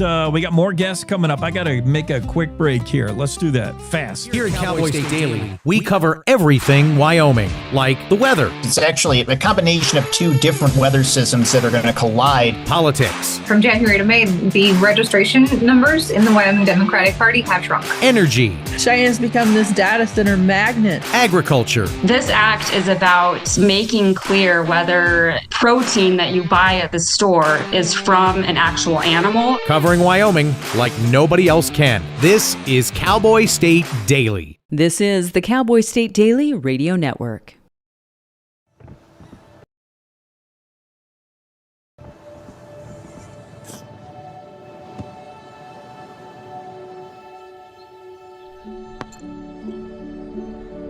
Go to that. I don't remember how it started.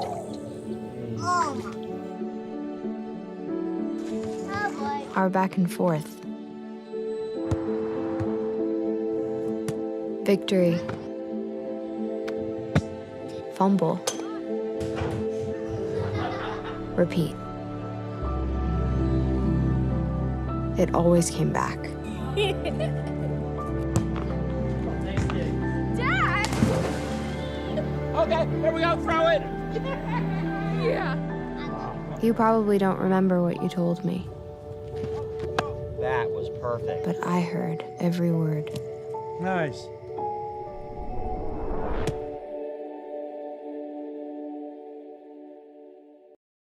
Hi, I'm Ryan Blaney, a third-generation race car driver, and we dedicate a lot of our time to going as fast as possible. My grandpa Lou is the reason why my dad and I started racing, and I'm really proud to follow in his tracks. But when my grandpa was diagnosed with Alzheimer's, it was a very unexpected bump in the road for us. I've learned a lot on this journey with my grandpa Lou, and the memories of my grandpa will always be with me. And in our family, we're used to getting involved, and I encourage you to do the same, especially when it comes to caring for your loved ones. When I think about Alzheimer's and the impact it had on my family, I recognize that losing a race isn't such a bad day after all. It's important to notice if older family members are acting differently, experiencing problems with their memory, or having trouble with routine tasks.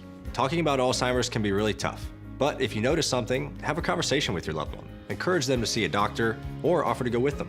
Early detection of Alzheimer's can give your family time to explore support services, make a plan for the future, and access available treatments. If you or your family are noticing changes, it could be Alzheimer's. Talk about seeing a doctor together.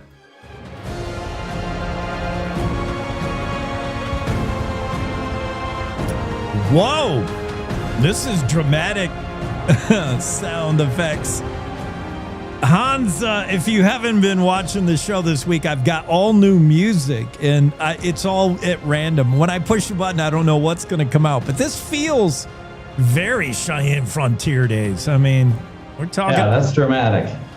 That's some dramatic music you got there. It's an event. It spans, all the way back to what, 1897? I mean, it's the daddy of them all. It needs dramatic music. I think that's... Yeah, thank you for that. It is indeed the daddy, and we're super excited about the 130th this summer. Oh, I can't wait. So I want to talk about every little thing from Shoot 9 to the Indian Village Sure. and some of the acts. But first, explain what you do, General Committee Chair, and this was fairly recent. You take over for John Contos. What is it you do? Because we talked to Tom Herzig. I know there's a board for Cheyenne Frontier Days. What is the committee? What is this? Right. So I think you know that we have probably 2,200 volunteers that are registered out there at Cheyenne Frontier Days. And we can't do this show without their help. And so they're organized into 9 committees. And each one of those committees has a chairman who leads that function, right? And at the top of the organization of volunteers, there's the general chairman. And I've been doing that since last August. The board of directors, you're right, picks the general chairman every year, and then off you go. And it's an amazing privilege. It's a great honor to lead the volunteers. You know, Cheyenne Frontier Day, since the very, very beginning, has depended on volunteers to pull off this show. And what I like to say is we're standing on the shoulders of giants out there, all right? So these are people who've given years and years and years of their lives, and now they're lifting us up, right? So it's our responsibility to carry forth this legacy and have a great time doing it. So that's the general committee, and that's kind of what I do. Your vision is made better by the fact that you're standing, you know, on the shoulders of these giants. You can now see to direct the rodeo into the next age. That's cool. Right. So the committee, you coordinate the efforts of all these committee. Like there's probably a parades committee chair. Yeah. We've got 9 committees. Yeah. I'll see if I can name them off for you if you want to hear about them. But, well, that wasn't going to be the test, but as long as you volunteer, what are they? Parades has got to be one. Yeah, parades is one of the committees. Of course, they organize our 4 parades during the show, and they've got some 400 and so volunteers with 150 different displays going down through the middle of Cheyenne. So that's a great job. Of course, we've got contract acts, and I think everyone knows we got a great lineup this summer. We're super excited about our night shows. We have had great response to our ticket sales, and people are enthused about it. Treaty Oak Revival. If there's a show I want to get to, they're so hot right now. Okay, continue. Get out there. Yeah, what about Alex Warren, right? Young man, first Saturday. I'm going to bet on him. And he's got a song. It's called Ordinary. And I think it's had 53 million streams. So a lot of buzz. As a wedding DJ, it is the most requested song for a first dance. I can tell you that. Right? Ordinary. Huge. Yeah, amazing. Yeah. The music acts, they're so good. A mix of old, up and coming, new, established. The music is always right on. Whoever books, it's perfect. Yeah, and I should mention the Extreme Bowls. This will be our second year for that, and that was a huge hit last summer. The thing I like about it is it's super fast. You've got somebody riding every few minutes. You're right there. And ticket sales are way up on Extreme Bowls as well. So encourage people, if they want to go see that, get on it.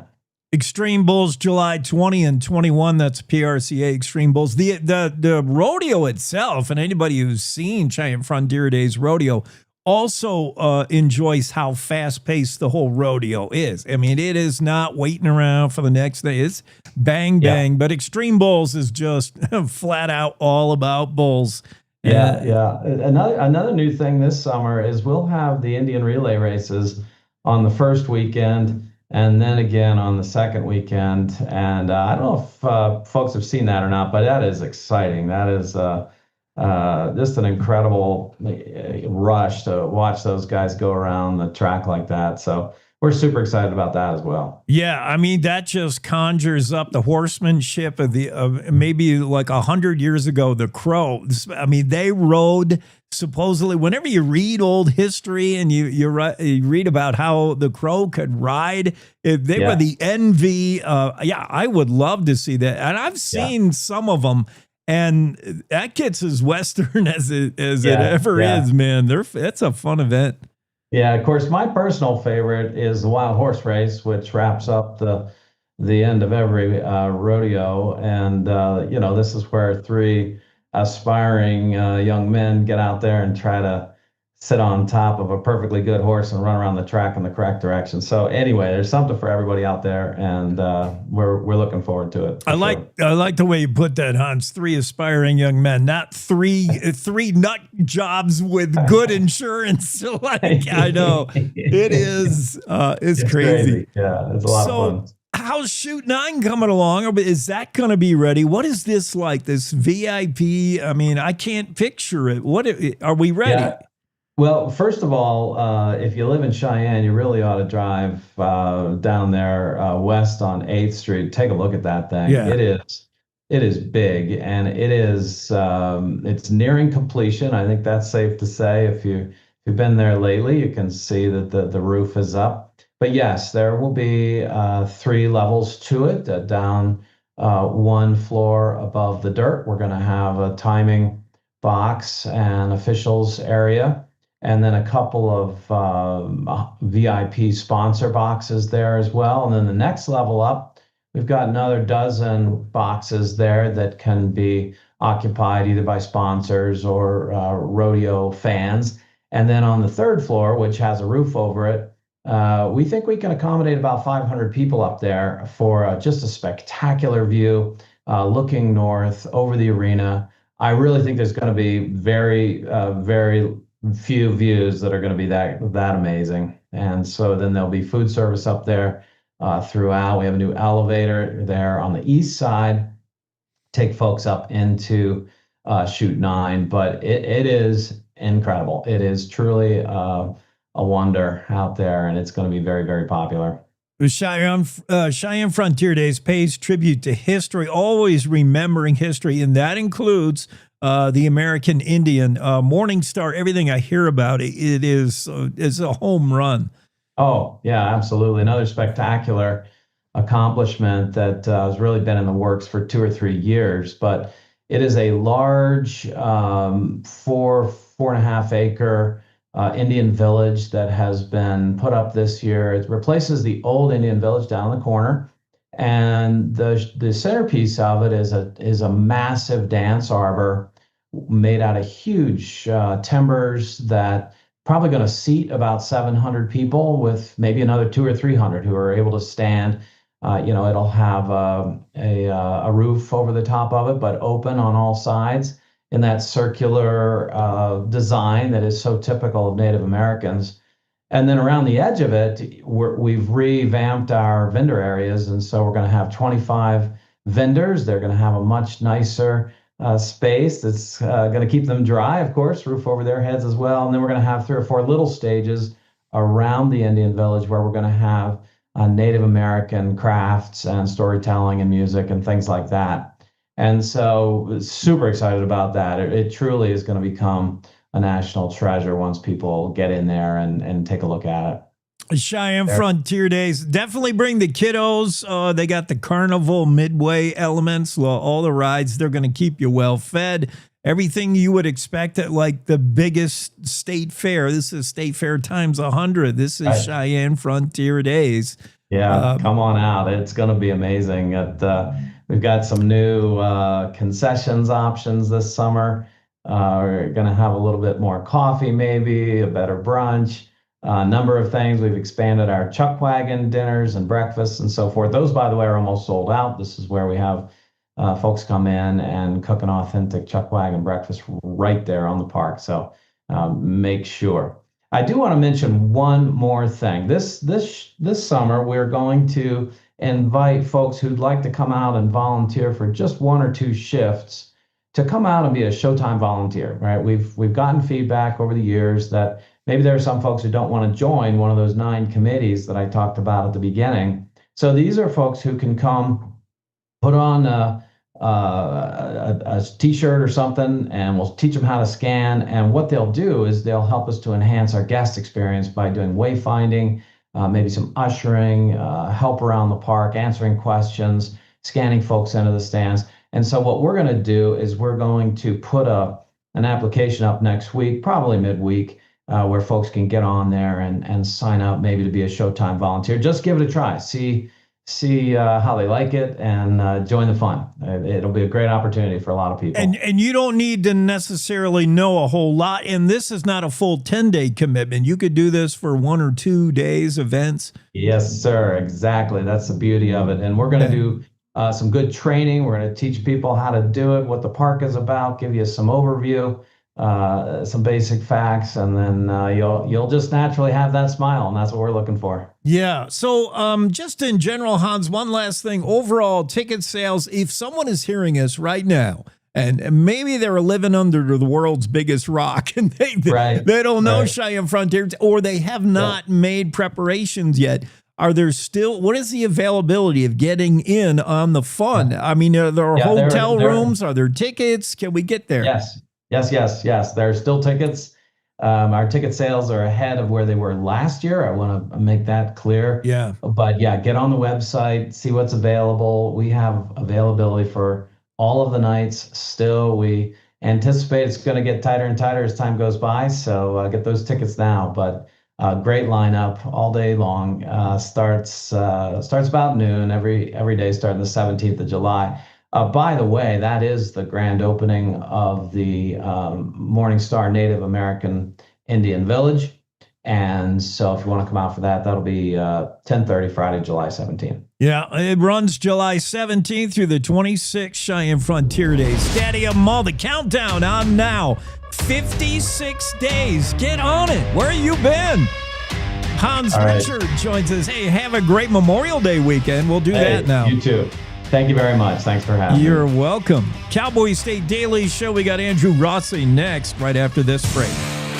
Here at Cowboy State Daily, we cover everything Wyoming, like agriculture. From the moment that John saw this baby bison, it's had a personal vendetta against him. Small town Wyoming. There's been this pride in the county that there is no stoplight. Politics. He wants to get in there, do more listening to the people of Wyoming. Energy. They announced a $4 billion investment. Covering Wyoming like nobody else can. This is Cowboy State Daily. You're listening to the Cowboy State Daily Radio Network. You know you don't have to wear your PT gear anymore, right? It's comfortable. So how's civilian life treating you? It's fine. When I got out, I didn't want to admit that there was anything wrong because I felt like a failure. And then I realized, there's nothing to be ashamed of. So I started talking to someone. Maybe you are fine, but if you're not, it's okay. Thank you. If you or a veteran you know needs support, don't wait. Reach out. Find resources at va.gov/reach. Logan Wilson here at the M Building in Casper, Wyoming. They do more than just support businesses and private events. They support nonprofits by offering reduced rates to help the community thrive. The staff here at the M Building have been incredible in helping me organize a fantastic event. They are great partners for those who want to make a positive impact on the community. Come check out the M for your next event. Hate is loud. It gets clicks. It gets attention. Hate, however, is actually quite small. But love is the majority. Filling up something far more important than any feed. Love fills our hearts, our lives, our every day with understanding, empathy, and compassion, leaving hate to become what it truly is, a whisper.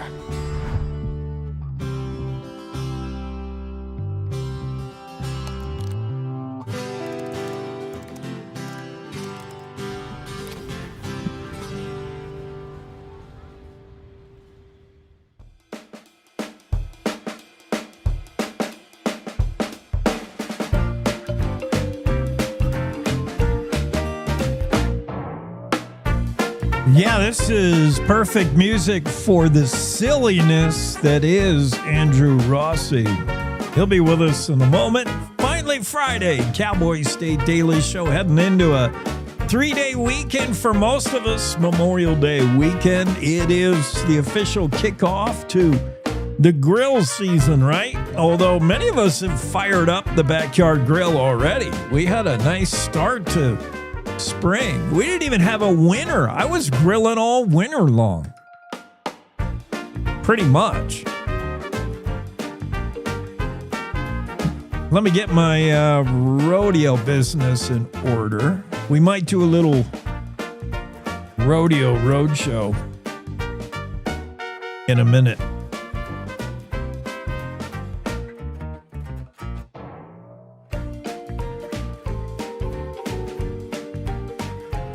Oops. All right, I'm ready. Stories we're keeping track of in the Cowboy State Daily include data centers, of course. I mean, they are such a touchstone topic, third rail topic. Attorney General says, don't do it. Don't fast track data centers. Converse County says, okay, we won't.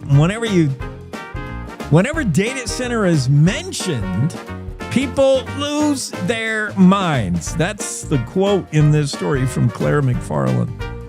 We'll have guests on today, both pro and con data center. We'll talk about the tax implications, how they're taxed, and whether taxpayers benefit from data centers. And we'll also speak with a South Cheyenne resident who is leading the charge, asking for a moratorium on Cheyenne data centers. So, yeah, it's going to come up later in the show a few times with different guests. Also, Renee Jean has a story about another topic that pops up now and then in Wyoming, and that's the gray areas of gambling or gaming. Let's face it, it's gambling. Although if you call it gambling, that's supposedly a bad word. It's gaming. Or is it gambling? Or, and then Wyoming Constitution, Wyoming laws regarding gaming and gambling are just not black and white enough. They're just not tight enough. And it allows for historical horse racing, which, the people doing it, we've talked to the people doing historical horse racing, video machines, games, and they're doing it totally legally. A lot of people enjoy them. They're fun. But is that gambling? Is it gaming? And it's a workaround because these historic horse races have already happened. So if you pony up to a machine and it offers you bet on one of these 8 horses, that would be gambling, if not for the fact that, well, it's not technically a game of chance. That is a known outcome. We already know horse number 4 wins. Of course, you don't, because what are the chances this race was run in 1956 in such and such racetrack? You're not going to know. Unless you're some kind of Rain Man genius. But it's such a workaround for gambling, isn't it? Oh, this already happened, so it's not technically a game of chance. Well, when you do that, when you create this fuzzy workaround area, then you get people who are upset that their little raffle or gaming thing gets cracked down. Charity bar games getting shut down by Wyoming gambling crackdown. Why is horse racing an exception, says an event organizer, but not charities? This story by Renee Jean brings to the forefront exactly what happens when you have not well enough defined, in my opinion, what is gaming, what is gambling. Here's a real gamble. I'm going to press the Zoom room button and see if Andrew Rossi appears. Hey, there he is. That worked out.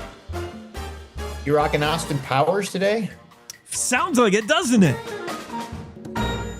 Groovy. Yeah, it does. You're right. That's very Austin Powers. Okay, what's going on in Park County this weekend? In Jackson Hole, we do Old West Days is Memorial Day. It's like a jam-packed weekend. What's going on in Cody?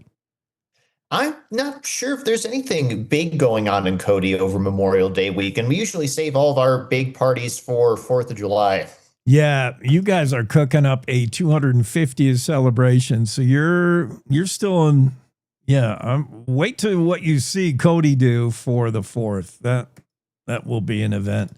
Let's talk weather then. Are we out of the drought with all this rain and snow? We are not, and at this point, we might not want to be, if we're being frank and honest about it, because in order to get enough moisture to get us out of the deficit that we're in, if we were to get that all at once, it'd be kind of the deluge, Noah's flood. So you think that sort of thing, if we got that much water all at once. The last couple weeks have given us a lot of good moisture, and that's nothing to scoff at. That's much needed, and it's been beneficial, but most of the state now is either in severe or extreme drought as opposed to exceptional drought. So that's where we are at this point. So if we can keep this pattern going, if we get more storms that give us maybe an inch of water at a time as we get through the end of May and into June, then we can chip away at that deficit. But at this point, I think it's just too far gone this year to hope that we're going to be able to get enough moisture to get out of our drought conditions. Yeah. Probably it's just to not worsen the situation, because all winter we were like, oh, this is going to be real bad for the spring. And if May turned out to be like summer and we could have worsened it. May actually cooperated a little bit, at least towards the end of the month here. We are getting some. It did not get worse in May. That much we can say with certainty, and that's not a bad thing. It's not as good as people would have liked it, but it's not up to May to make up for everything that we didn't have from November through April. Well, I'm going to snap your fingers. Let's do it fast. Come out of the drought kind of guy. I'm just going to have to exercise some patience, because if you wish for that, yes, you better build an ark. That's the definition of be careful what you wish for. How about these dudes that climbed a remote peak, Pilot Peak in Yellowstone, one of the toughest climbs at 11,699 feet. Yeah, it's just outside Yellowstone, so it's not officially in the park boundary. But if you've been up there, which I'm sure you have riding the Chief Joseph Highway, you can see it. It's the most prominent peak out there. It looks like, as I put in the article, I always expect to see the Grinch at the top pushing off a sled full of sleighs. It's just got that character to it. But it's very sheer, it's loose rock, and what the climbers I spoke to said is you can't just walk up to it. Most mountains, you have like a walk up before you actually get climbing. With Pilot Peak, you're climbing from the beginning. And then there's Index Peak, which is his neighboring peak, which they say is even harder to climb than Pilot Peak is, but Pilot Peak's the more prominent of the two. And one of the mysteries is that the first two guys that climbed it, they were not professional mountaineers in any way, shape, or form. They just decided, hey, we're going to do this. And there's still a mystery about exactly how they did it, but we know that they did. It's not one of those urban legends where two random guys climbed a mountain and we have no proof. They actually filmed their ascent, and that film is available so you can see them at the top. And people are still asking, how did they do it? So they might have got lucky. How long ago was that? Obviously, if they filmed it, it wasn't like 1800s. When was this? No, it would have been, I think it was 1932. Okay.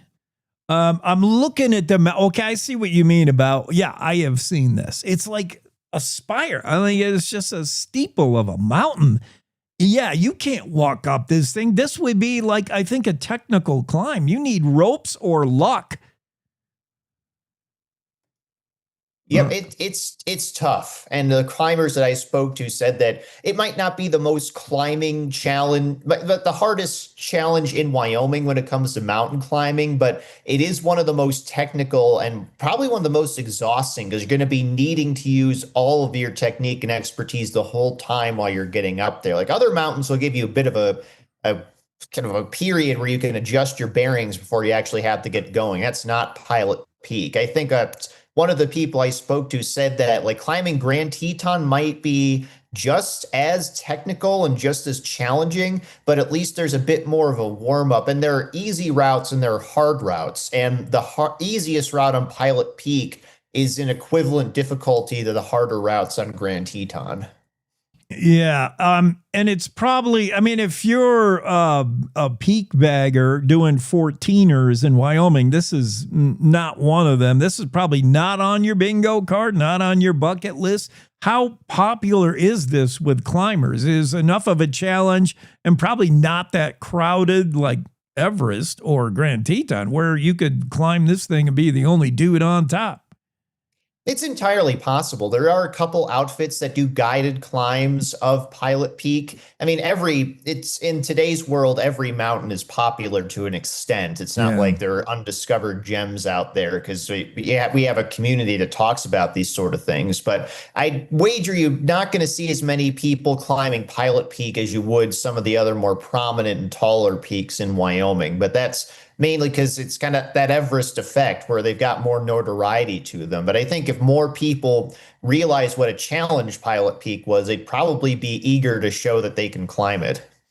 Here's a news story idea for you in the future, Andrew, is to discover how many Pilot Peaks there are in Wyoming, because it's such a popular name. You could see why. I'm showing the visual here of how the peak is for pilots. What a wayfinder something like this was, prior to everything's GPSed or whatever. You'd be like, oh man, you can't miss that. That's Pilot's Knob, Pilot's Peak, Pilot's something. There's like a jillion of them in Wyoming, right up there with Dead Horse Canyon, things that get named in Wyoming.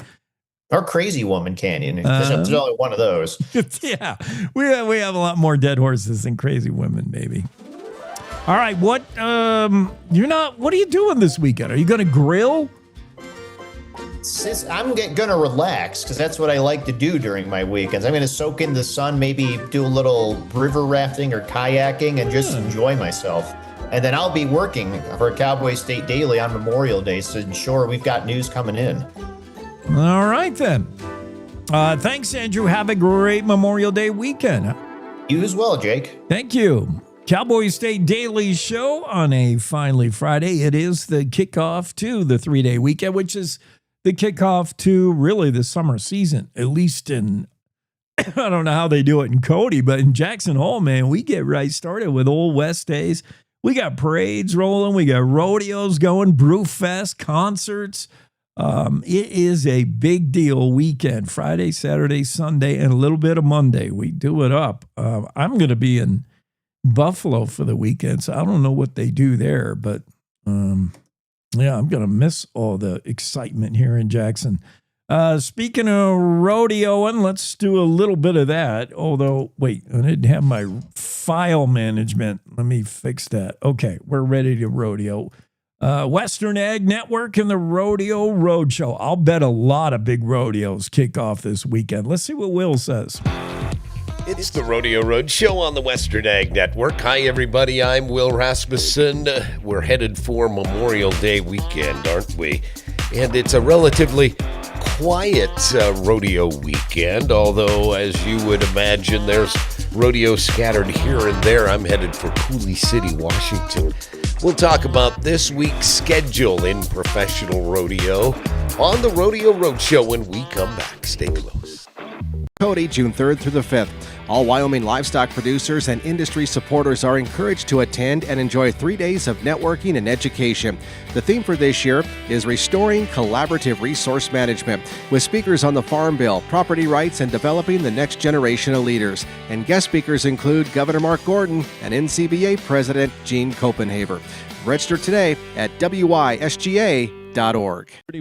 Get ready to bid on the equipment you need in the Ritchie Brothers Unreserved Rocky Mountain Regional Auction happening June 23rd. Inventory is housed at Ritchie Brothers locations in Denver, Salt Lake City, and Williston, North Dakota, with in-person inspections available. Bid on construction equipment, heavy transportation equipment, and oil field services equipment. Don't miss this great opportunity. Visit rbauction.com/Denver to sign up. Again, that's rbauction.com/Denver. This weekend, headed for Memorial Day. I hope you have a happy and safe Memorial Day weekend. The American is going on, as you know, down in the Dallas-Fort Worth area. The award-winning Claremore, Oklahoma rodeo. Boy, they've won Small Rodeo of the Year a number of times in professional rodeo. They're at the head of the Colorado River, Grand Junction, Colorado, going on in Washington, Tonasket, Washington. And like I said, I'll be in Coulee City, Washington over the weekend to celebrate Memorial Day. They have been the Columbia River Circuit Small Rodeo of the Year and have been voted as one of the top 5 in all of professional rodeo in the small rodeo category. So looking forward to being in Washington with those good people. Watford City, North Dakota going on. My good friend Wayne Brooks, he'll be there. It is Pocatello, Idaho, and the Bannock County Rodeo. Going on in southeastern Idaho. There is the world's most northern bull riding event, the Extreme Bull Riding in Palmer, Alaska, which is a big deal for the bull riding. Extreme bull riding up there in Alaska. My friend Barney Sheridan is up there from Missoula, Montana. He flew up there. Big weekend. Happy Memorial Day. You and your family have a safe one. We're on the Rodeo Roadshow. I'm Will Rasmussen on the Western Ag Network. It's time to take a look at what's happening around Wyoming. From the Cowboy State Daily News Center, I'm Mac Watson. Converse County this week rescinded an order that could have fast-tracked data centers and given the county more control in the process. Cowboy State Daily's Claire McFarland reports that one legislator says it's a legal issue, but people also, quote, lost their minds when they heard the words fast track. This is a very attractive county for them. On the other hand, Representative Kevin Campbell said that there was a dearth of transparency in this whole process and that was his main qualm with it. But in the meantime, the Attorney General's office reportedly settled it anyway by saying, no, you can't just put in one of these industrial parks if you don't already have zoning. You can't put it in without a mechanism like that. And Converse County does not have zoning. Commission Vice Chair Rick Grant tells Cowboy State Daily that the prospective industrial park wasn't meant specifically for a Prometheus hyperscale data center, and the county hasn't received an application for any such development. Parts of Wyoming got up to 2 inches of water from this week's storm that shut down I-80 and Rawlins for more than a day. But Cowboy State Daily's Andrew Rossi reports all that precipitation, it wasn't a drought buster. Yeah, speaking to Wyoming meteorologists, we don't want a drought-busting storm all at once, because for as low and as dry as we are, if we got all the moisture we needed to break a drought in one fell swoop, we'd be talking about widespread destruction. May has been a very good month in terms of moisture. We've gotten several inches in the areas that needed it most, and that's definitely improved the situation. But at this point, we're looking at a prolonged drought that isn't going to be rectified by a single event. But if we continue getting more of these storms that drop an inch or two of liquid water at a time, we can make a nice dent in the drought situation. Meteorologist Don Day tells Cowboy State Daily, quote, getting rid of a drought is like eating an elephant one bite at a time. I'll be back with more news from the Cowboy State Daily News Center right after this. As the weather and temps improve, motorcyclists are getting out on the roads. Be sure to do your part, share the road, and keep everyone safe. This has been a safe driving reminder from the Wyoming Department of Transportation. My name's Brady Thornock. I manage my family's ranch here in Uena County. Ranching teaches you to think long term, and it teaches you that Wyoming stays strong when there's real work here. That's why I'm building a data center on this ranch with a Wyoming company called Prometheus Hyperscale. This project will create thousands of Wyoming jobs, and it will use Wyoming's natural gas resources. We need to build Wyoming. I'm doing this for the future of Wyoming. Build Wyoming with Prometheus Hyperscale. Go to buildwyoming.com.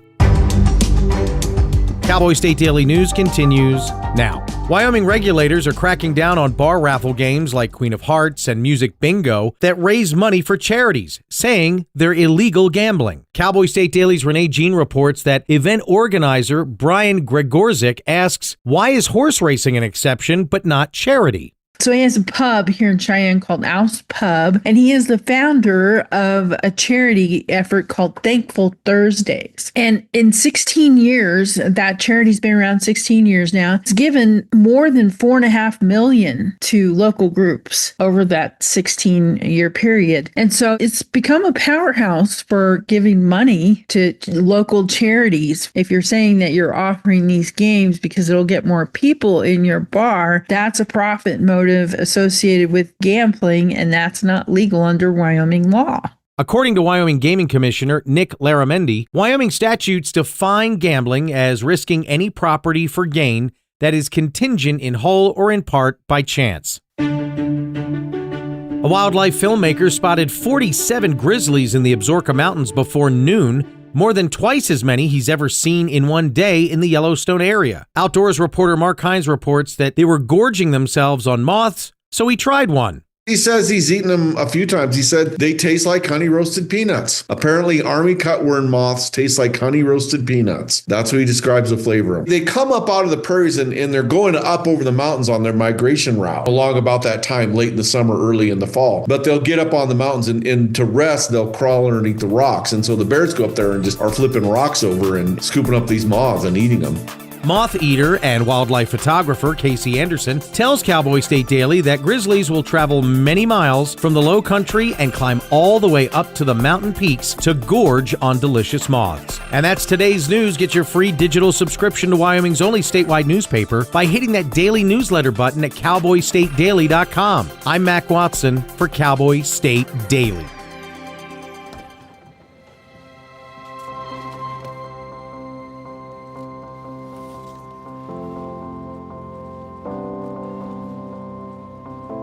The impact of a meal goes well beyond feeding our bodies.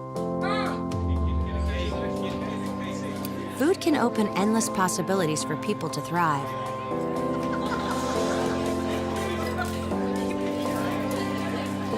Because when people are fed, futures are nourished.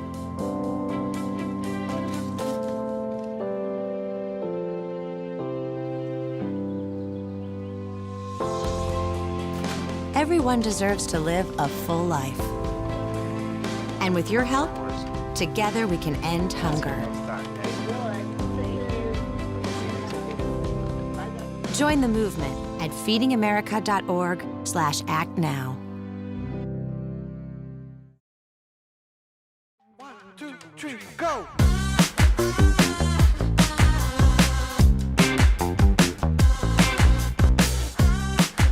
Cowboy State Daily Show on a finally Friday. Folks in Evanston wanted to know what's going on in Evanston for this 3-day weekend. Not much. I was like checking out the event calendar. You've got the Uinta County Fair Queen contest on Saturday. That's about all I know how they're doing. The rest of us are just grilling, I guess. We're barbecuing. Pete Sepp is with us. He's probably grilling this weekend. Pete's with the NTU. I should have the National Taxpayers Union, the voice of America's taxpayers since 1969.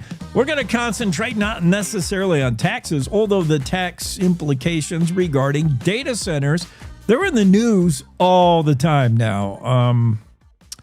All the time. You're the president of this nonprofit organization. First, give us the overview of what it is that NTU does. What is it about? We're a nonprofit citizen advocacy group founded in 1969. We work for lower, fairer, simpler taxes, less wasteful spending in government, accountability from public officials at all levels, from the local all the way up to the international. This organization, as we said, as Pete said, has been around since 1969, played a fundamental role in the federal tax overhaul we saw in the Reagan administration in 1986. What else are some of the achievements that we may not know NTU is behind the scenes helping bring to the forefront? A big deal is 5 successful pieces of legislation over the past 40 years to start reforming the way the IRS treats our citizens. That's a big deal because 40 years ago, people were pretty much at the mercy of tax collectors. At least now they have rights to appeal, they have more rights in court, and there are oversight mechanisms that keep the IRS from getting too far out of line. We're working on another package right now that might pass this Congress. It's an incremental process. I like that, Pete. I don't know to what degree you can make just the whole tax return easier. I mean, I'm 2 hours on TurboTax. I just want it simpler. Yeah. And it can get that way. You know, there are folks who suggest, let's have a tax form the size of a postcard, or let's do away with the income tax, replace it with a national sales tax. Yeah, we can have that debate, but there are things we can do in the here and now to make taxes a lot simpler. We can shorten the form. We can create just one big standard deduction that people take, and after that, they calculate their tax and they're done. That would be a tax form that's a single page. Some people can already file a form like that. Why not just widen the eligibility for it? It can happen. Pete, Sepp, as we said, with the National Taxpayers Union, nonprofit organization, let's turn the discussion to data centers, how it applies to taxpayers. I mean, the data centers are in the news every day, every week. And it seems like you're either for them or against them, and there's no in between. And there's a lot of misconception and just myths about them. Help us navigate this landmine that is data centers, Pete.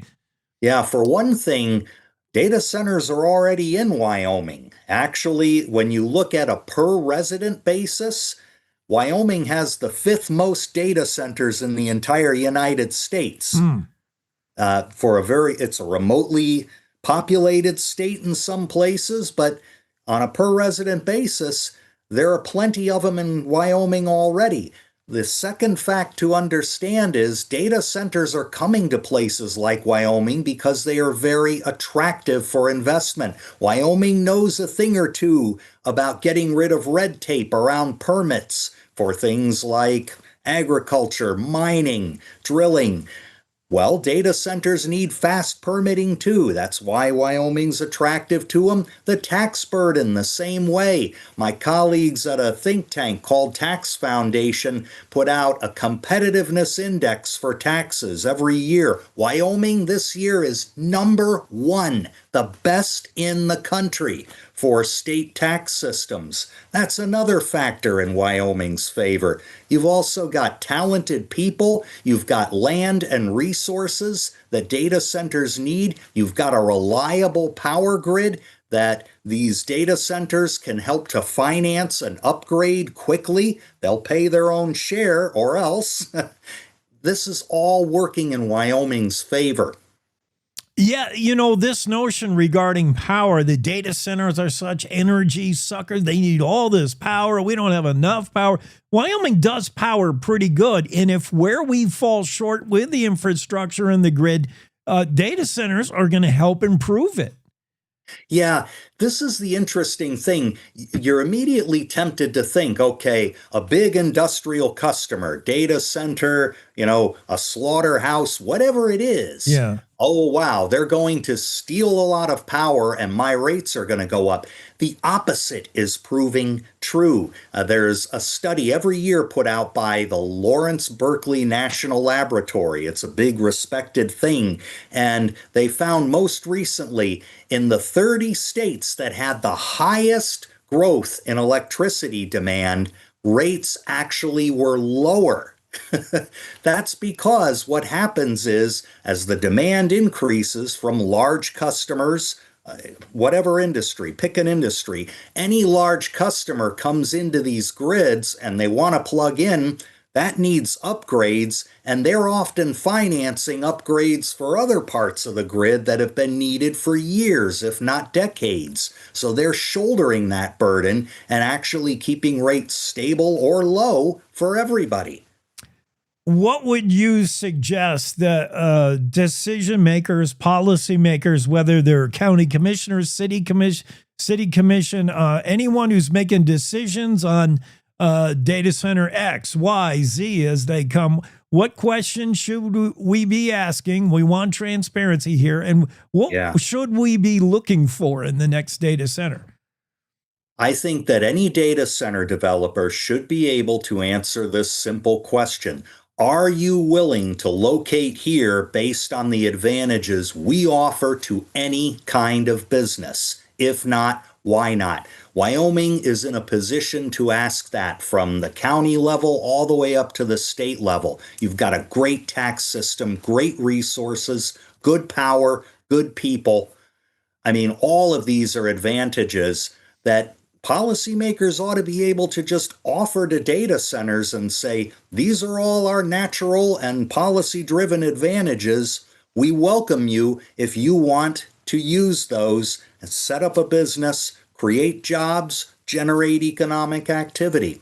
There's no need to offer special favors here. Just treat them the same as you would any business that has the potential to grow the economy in the state. Yeah, as you pointed out, Pete, there's a lot of attractions to doing business in Wyoming. They probably want to come. The demand to get them here is already there. There's reasons why data centers want to pop up in Wyoming and already have. Data centers, taxpayers can be victors, not victims in the AI revolution. I'm reading that on NTU, on the NTU.org website. Pete, anything else that we should be thinking about with data centers? Just that. If data centers don't get built in Wyoming, they might get built in another state, but there's another place where they are getting built, and that's China. They don't care about tax burdens. They are a dictatorship. They could win the race to build data centers that fuel AI, fuel the information economy. We don't want that. We want an American future here. And that sounds like waving the flag. Well, we should be. We should be able to do this. And allowing China to win this race would be the biggest mistake we've made in a generation. Yes, sir. And the biggest mistake I made was not playing Glory, Glory, Hallelujah behind you as you said all that, Pete. That is good stuff. The voice of America's taxpayers since 1969. It's NTU, National Taxpayers Union. Find them on the interwebs at ntu.org. Pete Sepp steps in for us, the president of this nonprofit organization. Hey, thanks for enlightening. I wouldn't have thought of your organization having anything to do with data centers, but it all comes together now in my mind. It's more than the IRS. It's taxpayers and making sure we know that at least some facts about data centers. And they're taxed. They pay tariffs. They pay their way. That's a revenue generator. That's right. That's right. Taxpayers have a lot to benefit from if we get this policy right.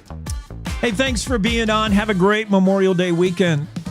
You do the same. My pleasure. Thank you. Cowboy State Daily Show. We got to take a quick break. Coming up more on the show this hour. We're going to check in with Maren Kallas, talk about the pump house, the history of the pump house in Cheyenne, and the executive director of Hunting with Heroes, Bill Brinegar, is on later in the show as well. It's all coming up. Stay with us.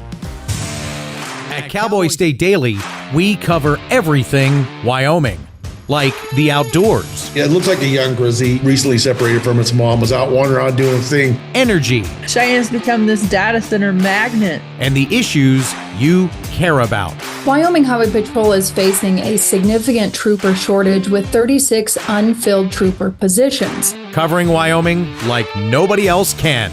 This is Cowboy State Daily. This is the Cowboy State Daily Radio Network. I don't think that many kids in my son's school even do it. He makes fun of his friend who vapes. He would never try it. She's into soccer. She's on the honor roll. She's just not the type. No way. No way. No way. No way. My kid would never vape. Get your head out of the cloud. Today, nearly 8,000 kids will start vaping. Maybe even yours. Learn about the dangers at talkaboutvaping.org. Life's daily battles are not meant to be fought alone. We're not powerless, so long as we don't lose sight of what's important. Don't be afraid to seize that moment to talk to your friends. Cloud, you okay? Because checking in on a friend can create a safe space. The first step on our new journey. You coming? Reach out to a friend about their mental health. Seize the awkward. It's totally worth it.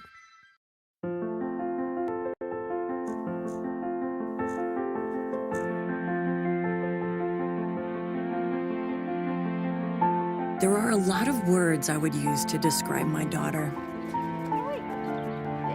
Kind, strong, hilarious.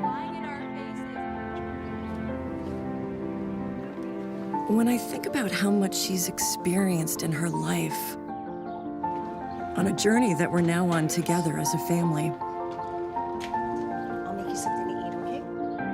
we can't help but be inspired by her every day. Hey, Mom. We're about to start the movie. Oh, yeah, I'll be right there. Okay. So really, we're the lucky ones.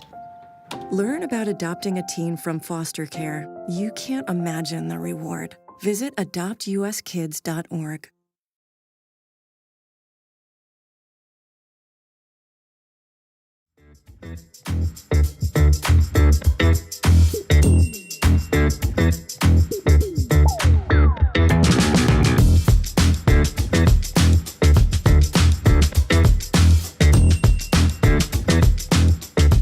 Cowboy State Daily Show on a finally Friday. NASCAR is mourning the loss of Kyle Busch. I used to follow NASCAR way more than I do now, but Kyle Busch, just 41 years old, died the other day unexpectedly. He was racing. He's one of the racing legends of the day for the last decade or more. I mean, Kyle Busch has been a big name in NASCAR racing, one of the winningest drivers, has a reputation, while he did coming up as being kind of like brash with his race. Like he raced a little dirty. But anyway, he was, legendary today, NASCAR racer. He pulled out of a race last weekend, announced that he would not race because he wasn't feeling well. He went from not feeling well to dead. Still no explanation as what the cause of death was. A lot of people are saying double pneumonia, whatever that is. But that is a major news piece. What a loss. Kyle Busch. Many of his fellow peers, NASCAR racers, still trying to come to grips with what that means.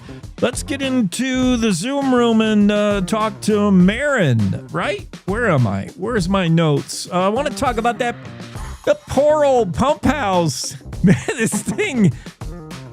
If it's not enough, this poor pump house we've been trying to preserve it in history in Cheyenne, and now the darn thing starts on fire. Oh man. Vice President of Historic Cheyenne Inc., Maren Kallas, is with us. Maren's you wrote a piece about this pump house a year ago, almost to the day. Which is really cool because it explores the people behind the pump house. But first off, explain to what this is. I think in the late 1800s, Cheyenne, a growing city, needed water pressure, especially to fight fires. My goodness, that city was on fire like every other year, and you needed water pressure. They made a pump house to suck out water from Crow Creek, and then they needed another one, and that's why we got this pump house. I can't believe it's still there today, but is that what it did back in the day? Its main function was to provide water to the citizens of Cheyenne. It was a relatively new sort of thing to have a municipal water system. Cheyenne was really an up and coming city and very progressive. And we were, right on par with any city around us within 100 miles, even cities in the East. It was real technology back then. A lot of people had never even seen a toilet or a bathtub. Huh. So, all right, state of the art kind of stuff. Then, now, certainly not state of the art. I mean, 1892, fast forward today, this pump house is still around. Now, it was, I think, Maren, relatively short-lived to what it did, pumping water. Like pretty soon, then we put in a reservoir. And this thing, how long did this thing serve its purpose as a pump house? And then what became of it after that? Well, its time as a water facility was of relatively short duration, only about 30 years. But Cheyenne just kept growing. And, the water, almost as soon as they built they started to realize the inadvisability of putting it at the bottom of Crow Creek. So there were some, issues with typhoid fever and just not being able to store enough water because we kept growing. So they had their sights set on Round Top Reservoir, which is 4 miles west of town and uses gravity for water pressure instead of coal, which is what the pump house was using. So it was a lot more efficient. So by 1920s, it was put out of use as a water facility. And then it was transitioned over into city sanitation and streets and alleys. By the 30s, all the streets had been paved. So they needed a place to house their machinery. And they also did burn trash with the smokestack that was out front. So, what about recent, like the last few, when did the movement start to we should preserve this? This is it's a part of Cheyenne's history. It's a cool building. It's, I understand some kind of architecture. What is it? Richardsonian Romanesque. What is that? Yeah. Is this something in your mind? This is something worth preserving, right? This building for many reasons. Yes.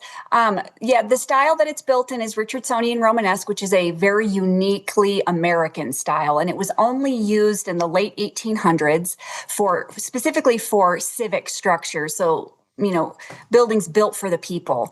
And the depot is built in that style so that they wanted the pump house to kind of bookend the depot at the end of 15th Street.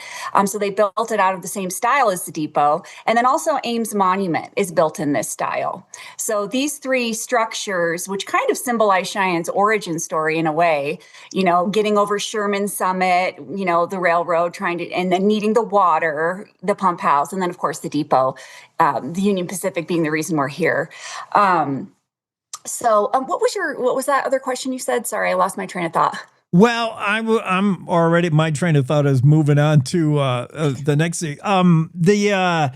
When did we first start thinking, if we don't save this, if we don't preserve this, if we don't put some money in the effort, this thing's just falling apart. When did we really start saying we should keep this around? That's a great question. So it all kind of stemmed out of, the demolition of the Carey building. I don't know if folks know much about that, but in 2019, there was a very historic building that came down. And there was this program called Fight the Blight. And for preservationists, that's blight gets thrown around and you're like, oh no. So the pump house was on the list to be next. And so that's when it kind of mobilized our groups to be like, oh, wait. This building is very important. It's not like it was a private building. It is, the people own it. We still own this property. We should have a say in whether or not it comes down. And it is connected to our pioneer days. So we really felt like this was worth saving. And so since 2019, really. Maren is with us. Maren Kallas, you wrote something about a year ago. By the way, May, this month, is Historic Preservation Month, so it's perfect that we're talking about this pump house and trying to preserve it. But, a pump house ultimately, as great as it is, and the architecture, it's just a building. It needs a people to really bring it alive. And people to bring it alive is Andy Artist, the pump house hero, the first engineer of this building. You researched some up on Andy Artist, and the guy is fat. He and his wife are just fascinating part of history. They really are. He was our first pump house. Well, he was the He was our first pump house engineer, and he was also an engineer, one of the first for the UP line. So, but his leg was badly injured, and so he had a limp. They found a rubber tube in his leg, several inches in length, that had been there for 2 years, that the surgeon just left in there, and they thought he might die, but or they thought his leg might have to be amputated. But luckily, he healed, and so the city kind of put him at the pump house because it was sort of a place where he could, not have to move too far and wide. But he was a hero. He saved a boy from drowning in the Crow Creek. He saved cattle that had gotten caught. They escaped the stockyards and they had fallen on the tracks. He, rode out to the train that was whistling from the west and flagged it down and stopped. This train stopped just in time. He was kind of a local hero. And unfortunately died tragically in some bar, injuries sustained in a barroom fight. Right. And his wife. He was involved in a bar brawl. Yeah. Oh. Yep. And he suffered very, life-threatening injuries. He was in a coma for a couple days, and he eventually passed away from those injuries while his wife was bedridden with cancer. So they didn't really tell her in the newspaper. They're like, yeah, Andy's funeral's tomorrow. Louisa doesn't know still. So it's kind of funny as I'm reading back 130 years, in the middle of the night following this man, to realize this very interesting story. So they died within a week of each other, and the pump house was left without a family to run it. Yeah, and they're buried in a shared a stone. I mean, that's really cool. Actually, their headstone is in our cemetery, and I actually met his great-great-granddaughter at a talk that I gave at the Wyoming State Museum. She had never known this about her great-grandfather. She did not know he died in a bar brawl. She did not know any of that because they didn't talk about things back then. Yeah. And so she didn't know where he was buried. So it was a really cool day where I could go with Cindy and take her to her great-grandfather's grave. It was very cool. Oh, that is so neat. I know. This story lives on. Yeah. So this pump house needs to live on despite nature trying to destroy it. What happened? It caught on fire. How did the fire start? Is that as a devastating a thing as it looks? I mean, it looks bad, but is it? I don't know. I mean, just the roof burned, right? You can't burn this sandstone. What happened? Right. Luckily, the structure was built very well. And it has survived a number of natural disasters, the first being in 1904 with the massive flood, the flash flood that Cheyenne had. It's still the largest flood we've ever had on record, completely put the boilers out. So that it survived a flood. There were several fires that occurred, even explosions when it was with city streets and alleys. They had a hot mix plant and they had a lot of combustibles. The barn burned down behind it. The fire tower was there. So it's known fire, but this is a big one. We have been afraid of this happening the whole time, because transient folk have sought shelter inside the pump house this whole time, and this was one of the things we were afraid of. And sadly, 2 weeks out to bid, the city has the construction plans, they're ready to get going, and then this happens. But I mean, the part of the restoration efforts would have been to redo the roof, I would imagine. You talk about the things that are deteriorating this building. The structure is strong. That roof, though, probably had to go anyway. So I mean, yes, they were going to rebuild the roof anyway. That had to happen. The roof has always been something we've been concerned about, but the walls are good. It is built. It was built to last. So it is absolutely still savable. Is there any discussion as to if we can save it and make this a place again? Can we repurpose it? I mean, it could be just the building, a museum, like you could be able to go to it. But could it house something once again? Some kind of Yes, actually, the city does have plans to turn it into a clean and safe hub, and that's honestly why they have. I mean, like I said, construction plans have been in the works since February. Okay. The city had decided to. So I don't know if you know anything about the clean and safe team, but they keep our downtown looking beautiful. They clean, they street sweep, they clean all the snow. They put up all the holiday lights. They put up every single Friday night on the plaza. They plant all the flower beds. Like, they're the reason that Cheyenne downtown is looking nice. And they don't have a home. They have this little room inside Spiker Garage with no running water, and all their equipment is strewn about town. So Director Sanchez was looking for a place to store their equipment and house, the crew, so they could at least have a place to use the restroom and have a meeting room. And the city already owns the pump house, and it's close enough to downtown, and it has been in service of streets and alley for twice as long as it was a water facility. So it really was a good match. So the city really was pursuing rehabilitating it for the clean and safe streets, and hopefully they will still continue to follow that vision. Right. Well, if city leaders get their eye off these data centers for 2 seconds, they can maybe save this building. What do we do? If I'm not in Cheyenne, but I'm Wyoming, and I want this pump house preserved, how do we help out? Oh, that's a great question.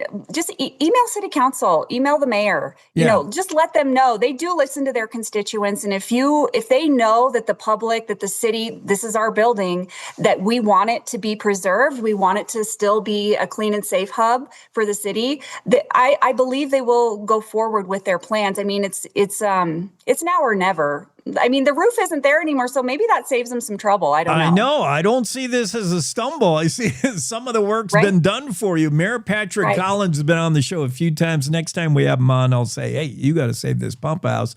I hope this forces their hand. Yes. Maren Kallas is with us. So this is what I would call your night job, Historic Cheyenne Inc., but I've seen the day job. You're a talented artist. Yeah. Thank you. What is Historic Cheyenne Inc.? Is it centered just only around this pump house, or is it all things history? What do you do? Well, it is all things history. I mean, we have definitely lately been mostly consumed by the pump house. It has been a big project, and we've had to work with the city.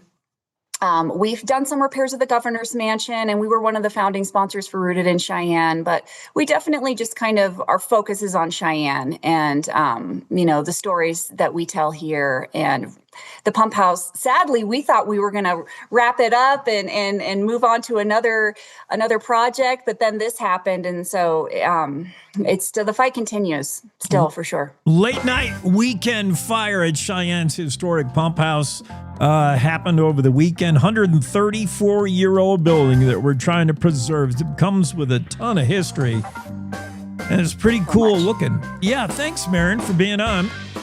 Thank you so much. I really appreciate it. Of course, have a great holiday weekend, Memorial Day weekend. You as well. Thank you.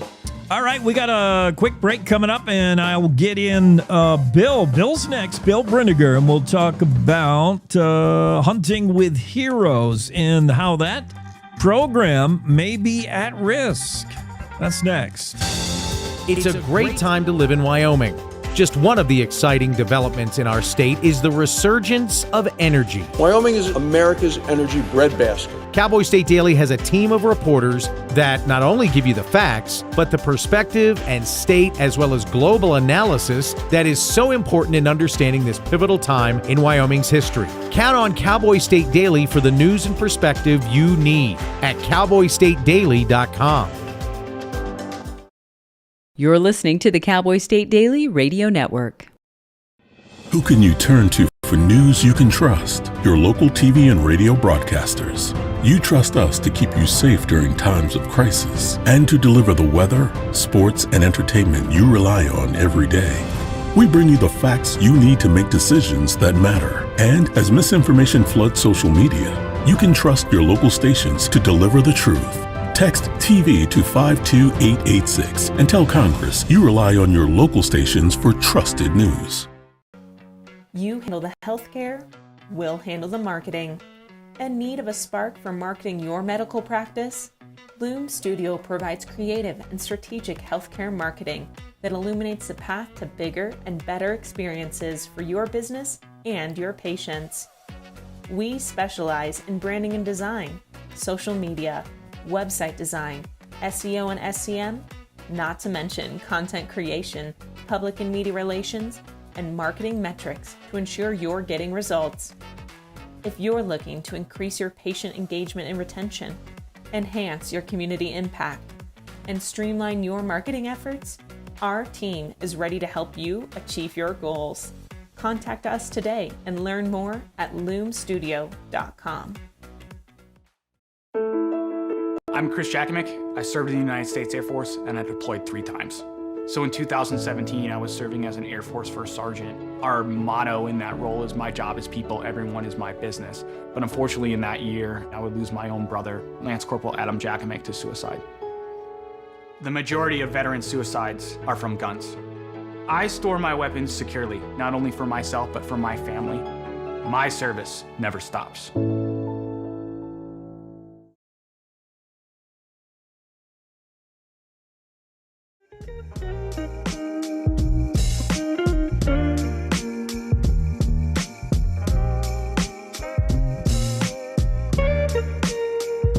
Welcome back on a finally Friday Cowboy State Daily Show. The studio cat number 2 has made the scene. Yeah, what are you looking for? Yeah, we have now 2 studio cats that come and go as they please. They're half wild, half domesticated. While we wait for our next guest, we're going to go around the world in 80 days, actually more like probably 80 seconds. Here's what's going on in worldwide news. Close to home, mastermind of the $250 million Minnesota theft scheme. She's looking at 500 months in prison. That's the sentence. That's the one who frauded people. What is her name? She needs her 15 minutes of fame. Amy Bach, founder, former executive director of the nonprofit organization Feeding Our Future. And just a horrible graft, just stealing $250 million in federal funds in the Feeding Our Future scheme. She's headed to the big house for 500 months, so she's getting 2 months for every $1 million stolen. Okay. Around the world, elsewhere in the world, in Japan, a mountain temple burned down. Spiritual leaders in the aftermath say the site's eternal flame has been salvaged. The flame is said to have been lit for more than 1,200 years. In Greenland, hundreds marched in protest for the opening of a bigger U.S. consulate in the city of Nuuk, N-U-U-K. Only Greenland could make a word that has 2 consecutive U's. Nuuk, I'm guessing. Greenland, of course, all Greenland people, all 30 of them are a little edgy for the fact that President Trump wants to take over that country, right? Just steal it, grab it. There protest over a bigger U.S. consulate. In the Middle East, Iran has discussed partnering with Oman. You talk about the countries that hardly ever get mentioned when you're thinking about the Middle East. There's, obviously Israel, Iraq, Iran, those 2 I countries. There is Syria's always in the mix somehow as a bad actor usually. Oman hardly ever gets mentioned. Can you even find Oman on the map? Iran has apparently been discussing partnering with Oman, so they must be friendly, to charge ships passing through the Strait of Hormuz. Uh-oh. Uganda has promised worldwide officials they will restrict travel to and from the Congo because of that Ebola outbreak. In Germany, 2 men face federal charges for plotting to kill leaders of the country's Jewish and Israel communities on behalf of Iran. So Iran working behind the scenes, pulling strings even in Germany. And Venezuela, Exxon is said to be nearing an oil deal that would end a long standoff with the country's rulers. One of the reasons to go in and pluck the leader out of Venezuela was to get the oil thing going again. And man, are we going to need it. And finally, a powerful El Nino, some calling it the super El Nino, is indeed forming. Past powerful El Ninos like this have caused epic droughts, heat waves, and death in mass numbers. So are we headed to a super El Nino? I asked Donde, and he didn't deny. I thought Don would outright say that's nonsense, because anytime I mention weather as a global killer, Don gets He gets his back up over that, but he didn't. He said, well, we got to see some more things. We don't know for sure yet. So maybe a super El Nino is on the way. I don't know what that does for your 3-day Memorial Day weekend. It looks pretty nice around here. Let's get to the guest room and the Zoom room and bring in Bill. This should be Bill Brinegar, right? Brinegar is how we say your name, Bill? Yeah, that's correct. Executive Director of Hunting with Heroes, Wyoming. Good morning. We saw in the news not long ago, Mark Hines had a story about perhaps the Wyoming Game and Fish Commission considering several changes to hunting regulations which would have negative impacts to what they do at Hunting with Heroes, Wyoming. They've been giving back to our nation's disabled veterans for how long now, Bill? How long has this organization been around? Yeah, it was formed back in 2013. Okay. So what I understand from Mark, and I chatted with Mark Hines a little bit, is Game and Fish Commission is considering some changes that would, I guess, somehow, eliminate any veterans that are suffering from maybe PTSD or these so-called invisible injuries. I mean, I don't know. You can better explain what's going on and how these decisions might be a threat to your organization. Yeah, you bet. It's interesting. So Chapter 35 with the Game and Fish regulates the issuance of season extension permits, which allows people with certain disabilities to hunt 5 days early. And currently, I'm going to read this to you. So currently, any person that has a central visual acuity disability is a quadriplegic, upper extremity disabled, paraplegic, permanently paralyzed over at least 50% of their body, or otherwise physically disabled so as to be permanently confined to a wheelchair or similar device, or veterans that can produce a VA letter saying they have 100% service-connected disability can receive that extension permit. And the commission is proposing removing that line so that 100% service-connected disabled veterans would no longer qualify for the permit unless they fall under one of the other thresholds. I see. So as you read it, it sounds like Game and Fish, that in order to do this or extended season, you would be able to hunt 5 days earlier, these veterans.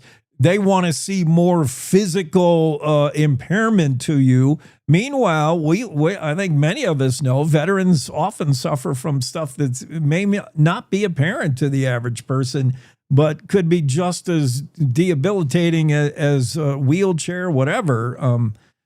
Why is it that the Game and Fish Commission is even considering this? Has there been abuse to the privilege? Has there been anybody gaming the system? What are they worried about? Yeah, that's a great question. And before I answer, I'm going to say the one other group that falls under that is folks that have a life-threatening illness.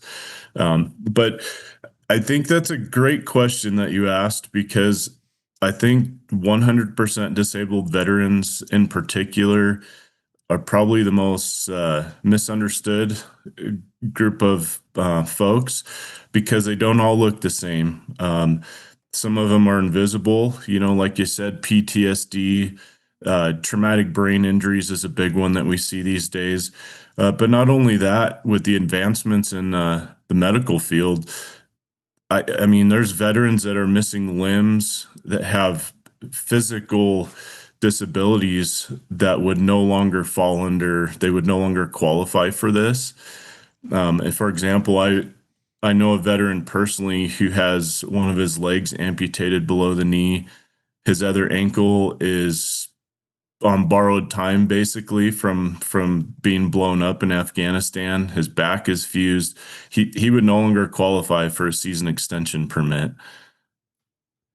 Yeah, I'm on your website. I see links on the Wyoming Game and Fish website. I see this Statement of Reasons, Chapter 35. Still not understanding the reason for the change.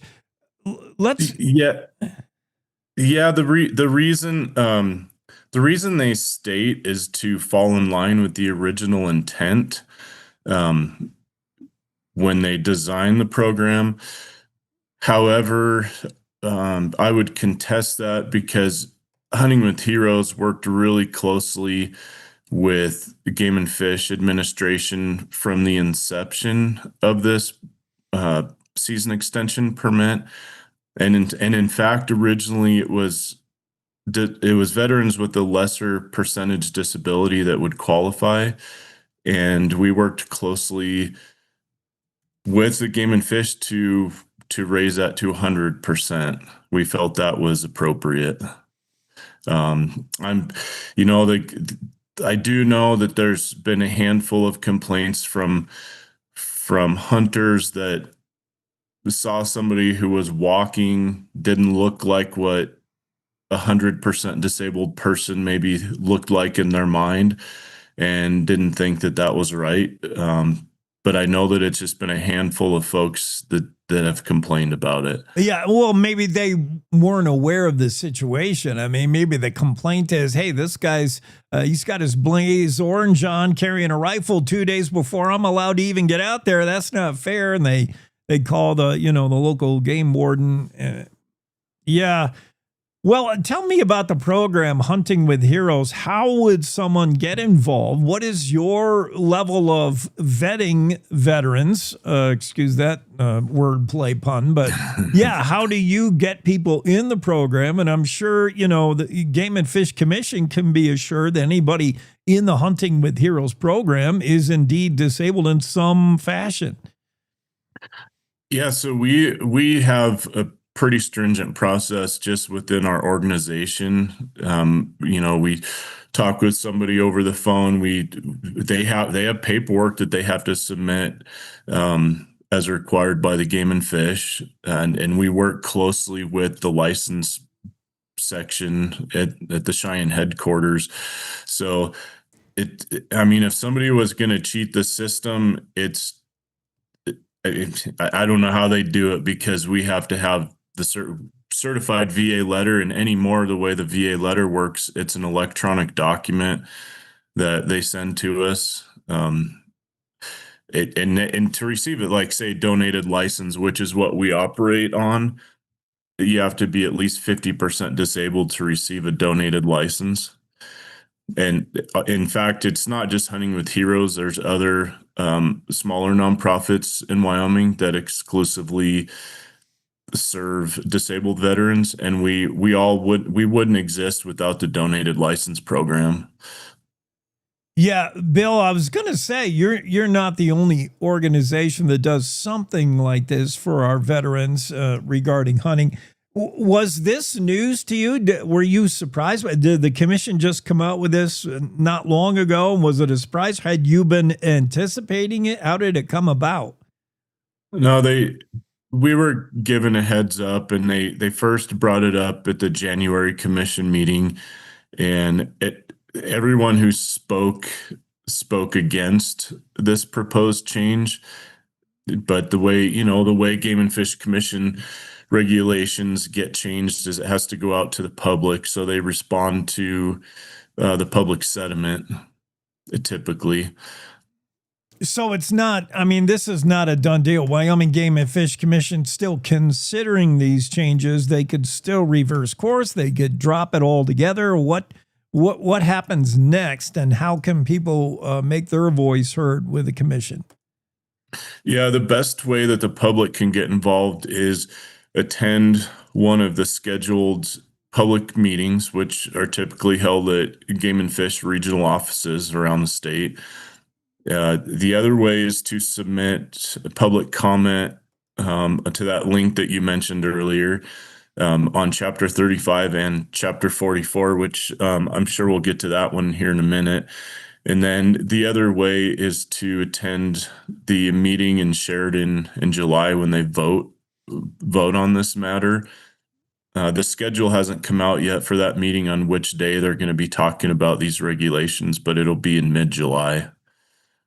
Bill Brinegar, Executive Director of Hunting with Heroes, Wyoming. I'm going to direct folks to the website, to the internet presence, huntingwithheroes.org. There are many ways to get involved, whether you are somebody who wants to benefit from this program, a disabled veteran, whether you're a landowner and you want to allow access, or you want to donate a hunting license. There's places to do that. Donate, get involved at huntingwithheroes.org. What else, Bill, did you want to mention? Yeah, I wanted to say, Hunting with Heroes has grown over the years. We have 5 chapters around the state, and we rely heavily on volunteers to take these veterans out and give them a first-class experience in Wyoming. We rely solely on donations and sponsors from private individuals, businesses. It's pretty incredible to see how Wyomingites give back to our veterans. And it's grown to the point we take between 200 and 300 veterans a year. And so far we've taken over 1,000 since we started.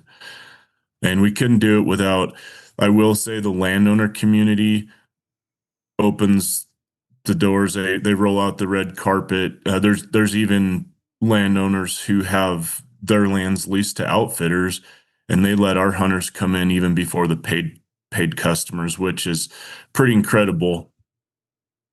Yeah, that's very cool. Mark Hines wrote this story May 19th. Check that out as the Wyoming Game and Fish Commission considering rule changes that could freeze out certain veterans, certainly of this program.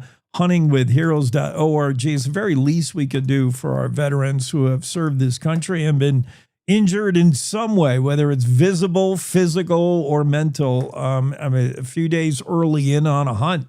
Yeah, great program. I'm glad you're doing it, and I hope we can keep it going even through this commission thing. Maybe we can get that changed, or maybe people's voices can get the commission back on the right track. Yeah, I sure hope so. I've had a lot of positive support and comments so far from the public. And the other thing I would mention is the other change they want to make is to Chapter 44. Oh yeah, what's that? So one of the things they want to do, we actually are in support of. They want to limit how many licenses, like bighorn sheep and moose, that a donee can get. Which that doesn't just affect veterans. That's anybody that qualifies for a donated license, and they would make that a once in a lifetime, and we're okay with that. That's a special tag. But they did recommend that only twice in a 5-year period can anyone that qualifies for a donated license, they can receive a full price license, only twice in 5 years. And, at first people are like, okay, what's the big deal? That sounds okay. But when you really take a deep dive into who's getting these donated licenses, there's, folks with life-threatening illnesses. There's veterans that are, for example, we have a Vietnam veteran that gets a license every year that gets donated to him. When you take a deep dive, I would hate to impact the opportunity. Let's say you have a relative that served in Afghanistan, and the way you showed your gratitude for him is you were going to buy a license and just donate him a license every year. That would impact that opportunity. And it's really not hurting anybody. Somebody's getting a license either way. The donated license program, just so the public understands, those aren't licenses that the department sets aside. It's not in addition to the quotas set. It's licenses that the public gets, landowner license, regular sportsmen and women, and then they surrender that license to the department and it gets reissued to the donee. Yeah, these are licenses already issued in circulation, already accounted for by the Game and Fish as far as wildlife management. That makes sense, Bill. Yeah, so however you want to donate, whether it's money, land, a hunting license, get involved. Hunting with Heroes, they operate on donations, and they're serving our disabled veterans. Huntingwithheroes.org. Bill Brinegar joins the show. Bill, have a great 3-day weekend, which includes Memorial Day Monday. Let's be thinking about that as well. Yeah, thanks, you too. It's typical Memorial Weekend weather, I see. It won't be too bad. I mean, usually in Jackson, it could rain, snow, the whole bit. It won't be too bad, I think. We'll be all right. Yeah, sun will poke out a little bit. Yeah. Hey, thanks for being on. I appreciate it. Thanks for having me. Have a good day. You too. I got to push the right buttons here as we close out the hour. Bill, I'm going to bounce you out of the room, and we're going to get ready for our reset. We're in the final hour of the show already. Holy cow, it's going by fast. Cowboy State Daily Show, the final Friday edition. Stephan Johannssen will be in first thing next hour. The director of the Department of Health will talk about whether Wyoming is going to get that $1 billion or not. The Trump administration isn't jazzed about our state plan to spend the $1 billion. We'll see. Heather Madrid will be here. She's leading the effort to put a little moratorium on data centers. Want to press pause, pump the brakes on data centers. That's all. Heather Madrid, South Cheyenne resident. And Jim Dewey, we're going to talk college national finals rodeo. Anytime you get to talk rodeo, that's so Wyoming. That's all coming up next hour, so stick around right now. That'll do it for this hour. It's time for news for our radio affiliates. You're enjoying the Cowboy State Daily Show with Jay.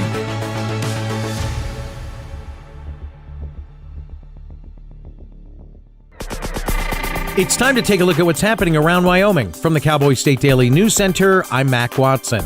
Converse County this week rescinded an order that could have fast-tracked data centers and given the county more control in the process. Cowboy State Daily's Claire McFarland reports that one legislator says it's a legal issue, but people also, quote, lost their minds when they heard the words fast track. This is a very attractive county for them. On the other hand, Representative Kevin Campbell said that there was a dearth of transparency in this whole process and that was his main qualm with it. But in the meantime, the Attorney General's office reportedly settled it anyway by saying, no, you can't just put in one of these industrial parks if you don't already have zoning. You can't put it in without a mechanism like that. And Converse County does not have zoning. Commission Vice Chair Rick Grant tells Cowboy State Daily that the prospective industrial park wasn't meant specifically for a Prometheus hyperscale data center, and the county hasn't received an application for any such development.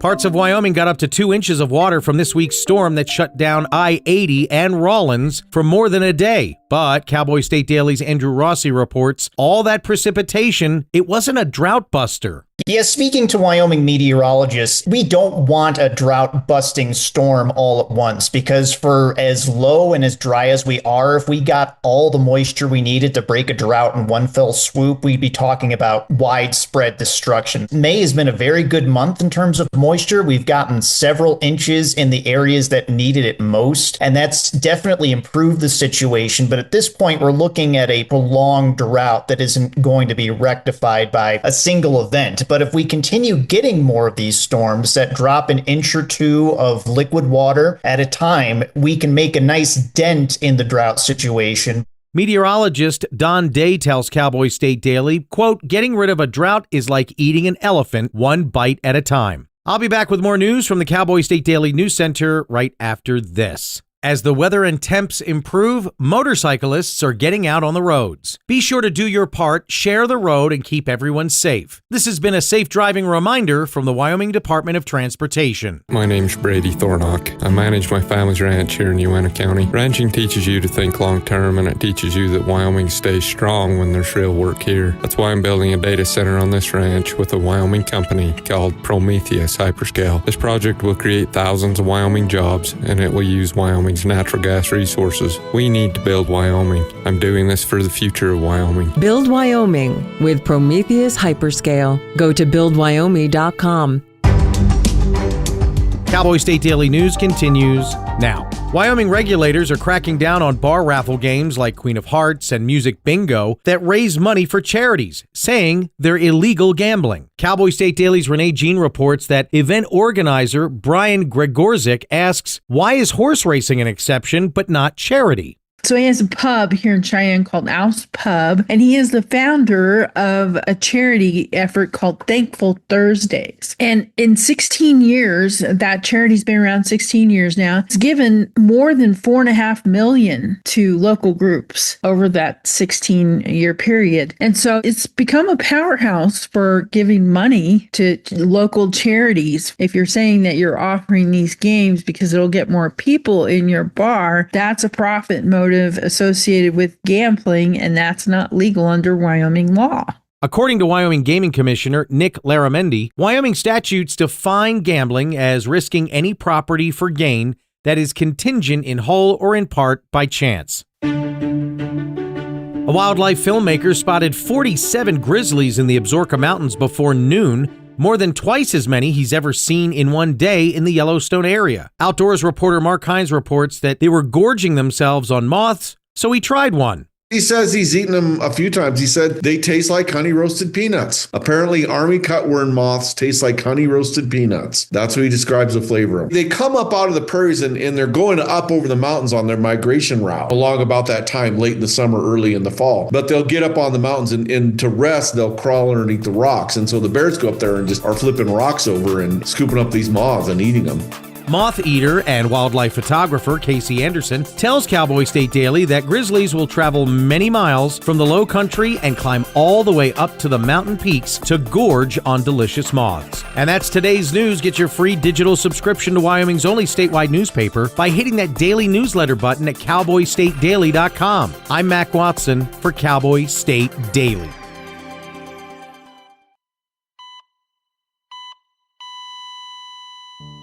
Christopher Holton. I'm very active. It was a Saturday morning. Normally I go for my normal walk. With no warning, Chris suffered a near-fatal heart attack. But thankfully, Brian Buckley, a bystander, saw him collapse and rushed to help. He did this big gasp for air and then just stopped. It's like I went into autopilot. It's like all that training I did back in the day around CPR just magically came out of nowhere. Because of the CPR training that Brian received, Chris did make it and didn't die on the trail that day. CPR training provided by the American Heart Association. Looking at your hands, these two hands could save a life. Being a father, you want to be around. You want to be around for your kids. Heart disease is America's #1 killer. To learn more about how the American Heart Association helps save lives, go to helpheart.org.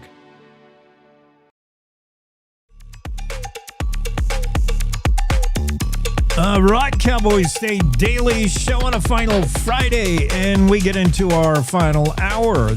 I got 1 foot out the door for the Memorial Day weekend. The truck is warming up. I'm like, I can't wait to get out.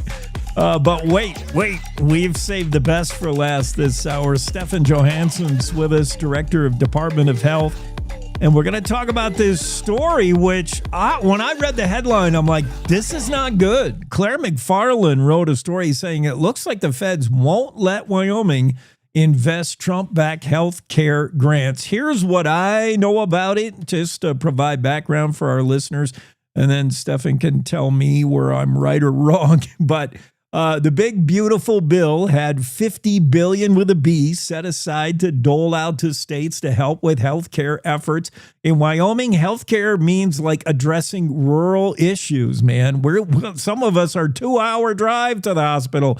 We have rural concerns. The Department of Health, I talked to somebody in your organization, Stephan, and I was surprised you came up with a plan for this money pretty fast. Like everybody had the wheels spinning. You come up with what you thought was a great plan. You stood up this plan, and now I guess the feds see it and they're not quite on board with your thinking. Although maybe in some ways they are. So is that kind of what happened? And what does it mean now for the Department of Health?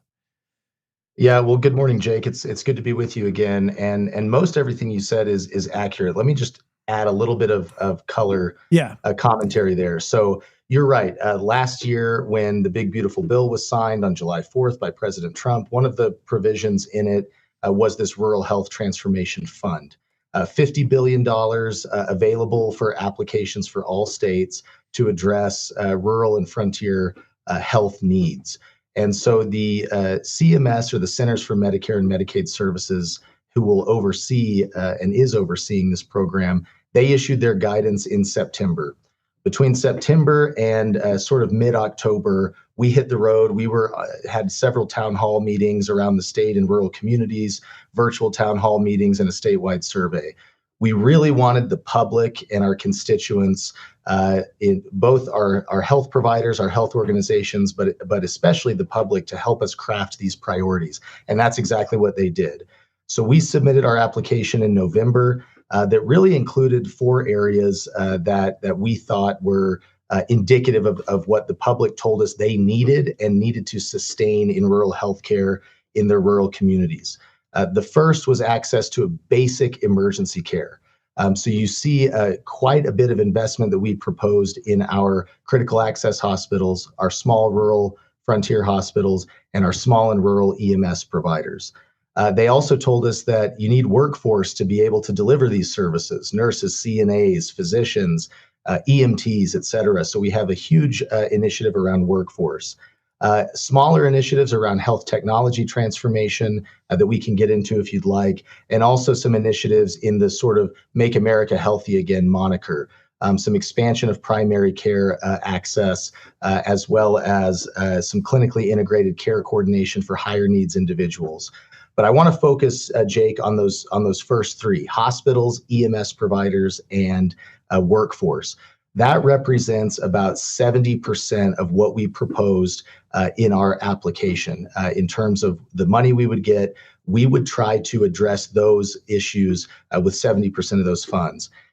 And your question was, how did we propose to do that? And we wanted to address the long-term fundamental economics of rural and frontier healthcare in Wyoming. And what we know, and what our public told us, and what we know from all of our data and studies year after year after year, is that stuff is expensive. Emergency departments are expensive to have. Ambulances are expensive to have. OB, labor and delivery services, are expensive to have, coupled with we don't have a lot of people here. So we have a low population, and so recouping that through billing is really hard to keep that infrastructure alive. We had proposed to take a lot of these dollars and address those high fixed cost, low volume kind of economic issues. And the way we thought best to do it was, instead of spending all of the money up front in a 1, 2, 3, 4, or 5 year period, that we would slow that rate of investment through this perpetuity fund and stretch that investment in smaller annual amounts out over 10, 20, 30, or 40 years. So we submitted that application. All of the initiatives that we had in that application were approved in late December by the federal government. And then, as we expected, going into January and February, as all states had to do, now you got to get in the weeds with your approval. What's allowable, what's not allowable. And there were 2 components of our original approved application that we started to have negotiations on. One was the perpetuity fund. Because of some federal language and CMS interpretation that looked at it more like a traditional endowment or a traditional trust fund, which we disagreed with, we started to see that it's possible that the federal government will not approve the use of those federal funds going into the perpetuity. The second, and maybe the most important negotiation or early disagreement that we had with the federal government, was around the amount of money in our award that we were proposing to deliver directly to our small hospitals, to our small EMS providers. And that was a disagreement that we worked through over the last 60 days. And essentially what it was their original interpretation was that we were trying to have traditional provider payments in that amount go out the door. And what do I mean by that? That is essentially, we assume that we wanted to pay for a new service or a service that wasn't available in a community. We wanted to pay for that. And that's capped in the federal guidance at 15% of your total award. So the feds were saying you're violating that cap, that 15% cap. But what we had proposed was we are not paying for traditional services. We are paying for behavior change, for business model change, for partnerships to be able to sustain and deliver these services over a long period of time by doing things a little bit different, smart and conservative reforms. And ultimately, the good news, Jake, kind of on the other side of the coin, is that we've now come to an agreement with the federal government on two fronts. One is it was becoming impossible to get that perpetuity fund allowed with federal funds. But the second, we were able, through some recategorization, to really get the federal government to understand what we were trying to do with our hospitals and our EMS ambulance providers. And that's what we're fully approved on now. And so those investments that we can make in a really meaningful way, we are really excited and optimistic that those reforms, those business model changes, but also that funding to help provide a 24/7 emergency department, help sustain or maintain or even bring back OB services in some of our communities that have lost them, and to finance and have sustainable financing for our EMS providers is very much now available and approved. The disappointing part is I'm with you 100%. I'm with Claire. We were excited about the perpetuity fund. The legislature and our legislative leadership and our committees were excited. And quite frankly, every time I described it to members of the public, it made sense to them.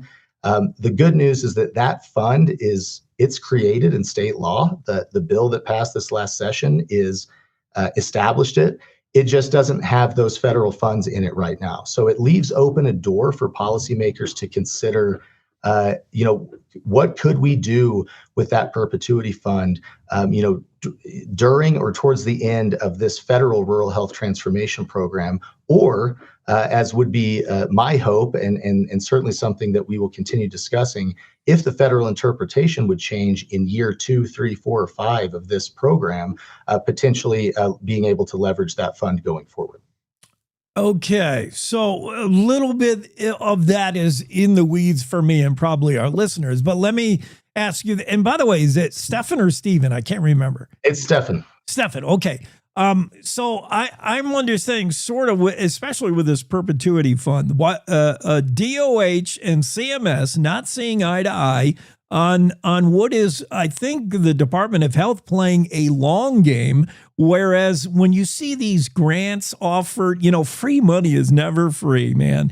And what DC wants you to do with grants is to pluck at the shiny, nice things and think only in the short term, like we're going to build this, we're going to build that. But meanwhile, the stuff you spend that money on today needs to be maintained, needs to, there are ongoing costs with it. You call it falling off a fiscal cliff. I've seen it happen before where federal grants sound great in the beginning, but you got to think about how you're going to spend that and what's good for Wyoming 25 years out, 30 years out, 50 years out. You're playing a long game, and the grant nature of stuff, the DC grant nature of stuff, is to grab at those things now without thinking about the future. So excuse us for thinking smartly at the Department of Health, huh? Well, you're 100% right. And obviously, any time-limited grant program, you have to consider what those implications are when the grant dollars run out. And we in the department, we in Wyoming, we've been here before. We've been here a lot where federal programs come and federal programs go. And everybody asks, at the end of the day, who's left holding the bag? And what do our decision makers here in the state and in our legislature have to consider when the program runs out? And we certainly have those concerns and those considerations front of mind as we begin to implement this program. Here's what I would say on the positive side of that. The good news is that with even if these investments were short term, the way that we've designed them for our hospitals and our EMS providers and our workforce can and will produce lasting benefits.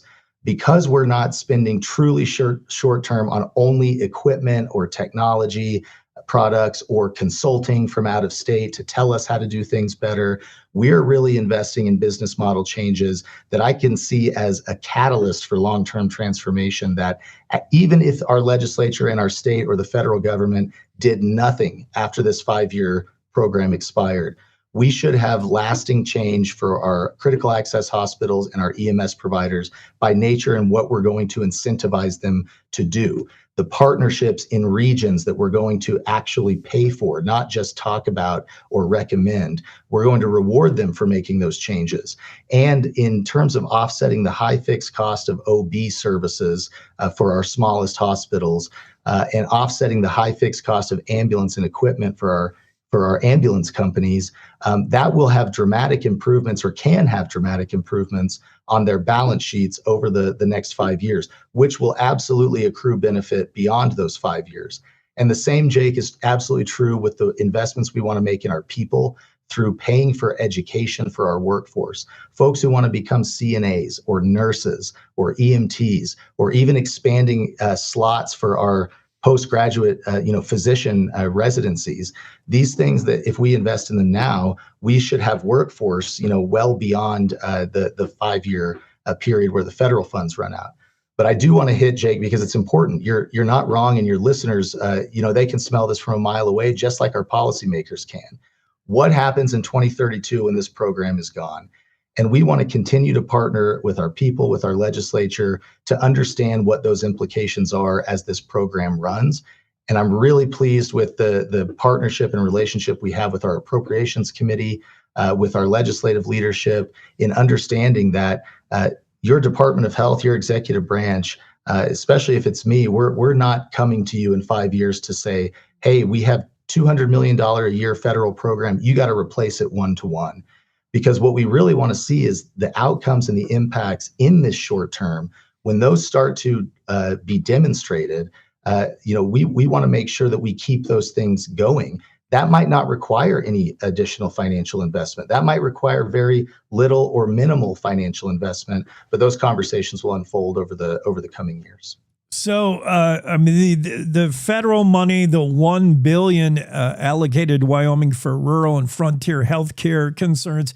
It's not unexpected that what DC thinks money should be spent on is not necessarily what Wyoming. Every state is different, and that's the whole point. And the way the Wyoming Department of Health wants to spend the $1 billion right now needs approval from centers for Medicare and Medicaid services. I'm not quite seeing eye to eye yet, but I'm pretty optimistic we'll be able to get. Whatever happens, we don't want to lose the $1 billion, Stephan. We want that money.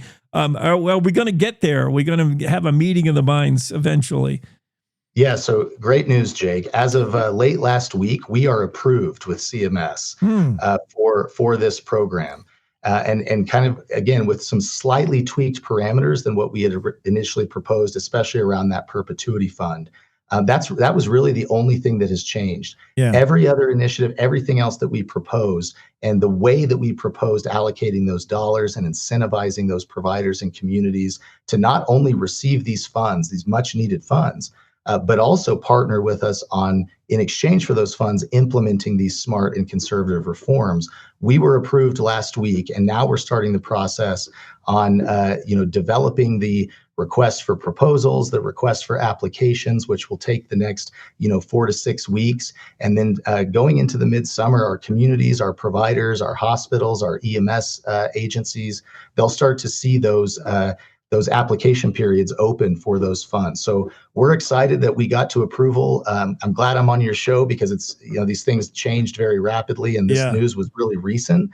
But we're basically there, and now we get to start the fun and hard work of implementing all this good stuff. The Claire McFarland story was worrisome, but now we learn, late developments. Fantastic. Everything. Director of Department of Health, Stephan Johannssen, joins us. I know you've been hard working on this issue and whatever else the Department of Health has to do a whole lot of things. Thanks for everything you and your people do, keeping us healthy in Wyoming. Jake, great to be with you. Thanks for the time today. Appreciate it. Have a great weekend. Yeah, you too. Coming up, we have Heather Madrid on the show. She's circulating that petition to have a pump the brakes moment on data centers, the moratorium pitched for Cheyenne. Heather's going to explain where she's coming from, what her thinking is right after this. The midterm elections are quickly coming up in November. We have to win the midterms. This is the most important election. And Cowboy State Daily gives you the local political coverage that has national implications. I think that we need to be more aggressive in terms of talking about what the real issues are. Cowboy State Daily has you covered with the coverage, insight, and knowledge about the candidates as we ramp up to the midterm elections in November. Cowboy State Daily, your daily source for all things Wyoming. This is the Cowboy State Daily Radio Network. Substance use disorder and addiction is so isolating. And so, as a Black woman in recovery, hope must be loud. The moment I chose hope was when I couldn't look myself in the mirror anymore. I did not recognize myself. Absolutely. So I'm so proud because I did not think I was gonna make it. And now, I get to call my mom and say I love her.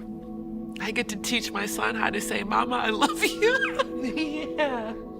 So for me, hope in this moment, it is the thread that lets you know that no matter what happens, you will be okay. Judy.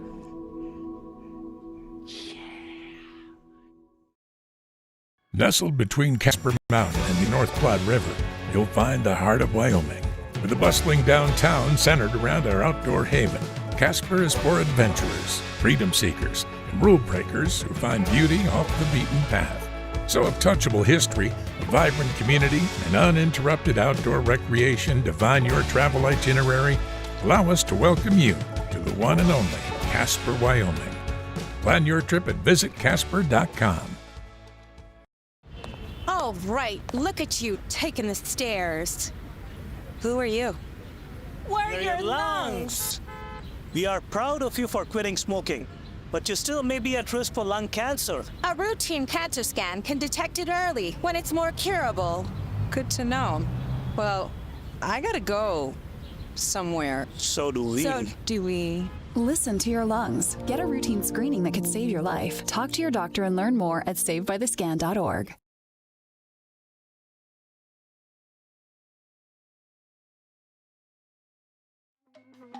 1, 2, 3, go!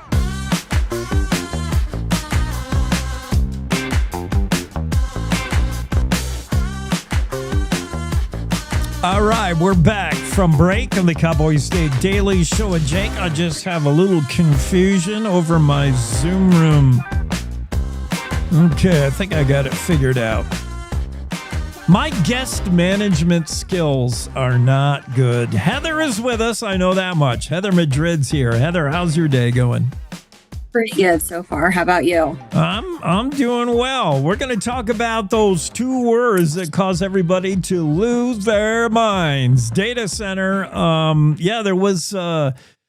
There was a time where these data centers, we have data centers put in, and we got some proposed in the pipelines, dozens, maybe as many as 70. You talked to City Councilman Larry Wolf, and he was ticking them off, and he's like, there could be 70 by the time we get done building these. And like many concerned citizens, we have concerns like data centers, the water use, the energy use. And then I think maybe you, Heather, come more from the public health background. Like, you know what? If you want to live next to these things, they make noise, they make light, they may not make the safest, best neighbors. At least we need to learn more. Is that what got you started on the whole let's pump our brakes with the data center thing? Yeah, that is primarily what my concern was. It's turned into a lot of concerns, including water and electricity, although I feel like those arguments have almost become a distraction from all the other multitude of problems and risks that these data centers present for communities. Yeah, I think you're right. I mean, they're certainly at the forefront. You think of the reasons why you might be skeptical or opposed to a data center, and it's like, oh, they use too much energy. They use too much water. But yes, almost shoved in the background is, what's it like to live next to one of these things? Similar to wind turbines, we saw the same thing. You know, they make noise, they make this hum, and some people that live next to them say, I have health concerns over that. What have you understood a data center can do that might mess you up health-wise? Well, I mean, like you're saying, the noise pollution isn't just an annoying sound. It disrupts the nervous system. It causes sleep issues, which I think people hopefully are well aware of how important sleep is and how impactful it can be to overall well-being and functioning and health and everything if we're unable to get good sleep. It affects young people and older people in a disproportionate way. There's also the light pollution issue, which I admittedly haven't gone completely down that rabbit hole.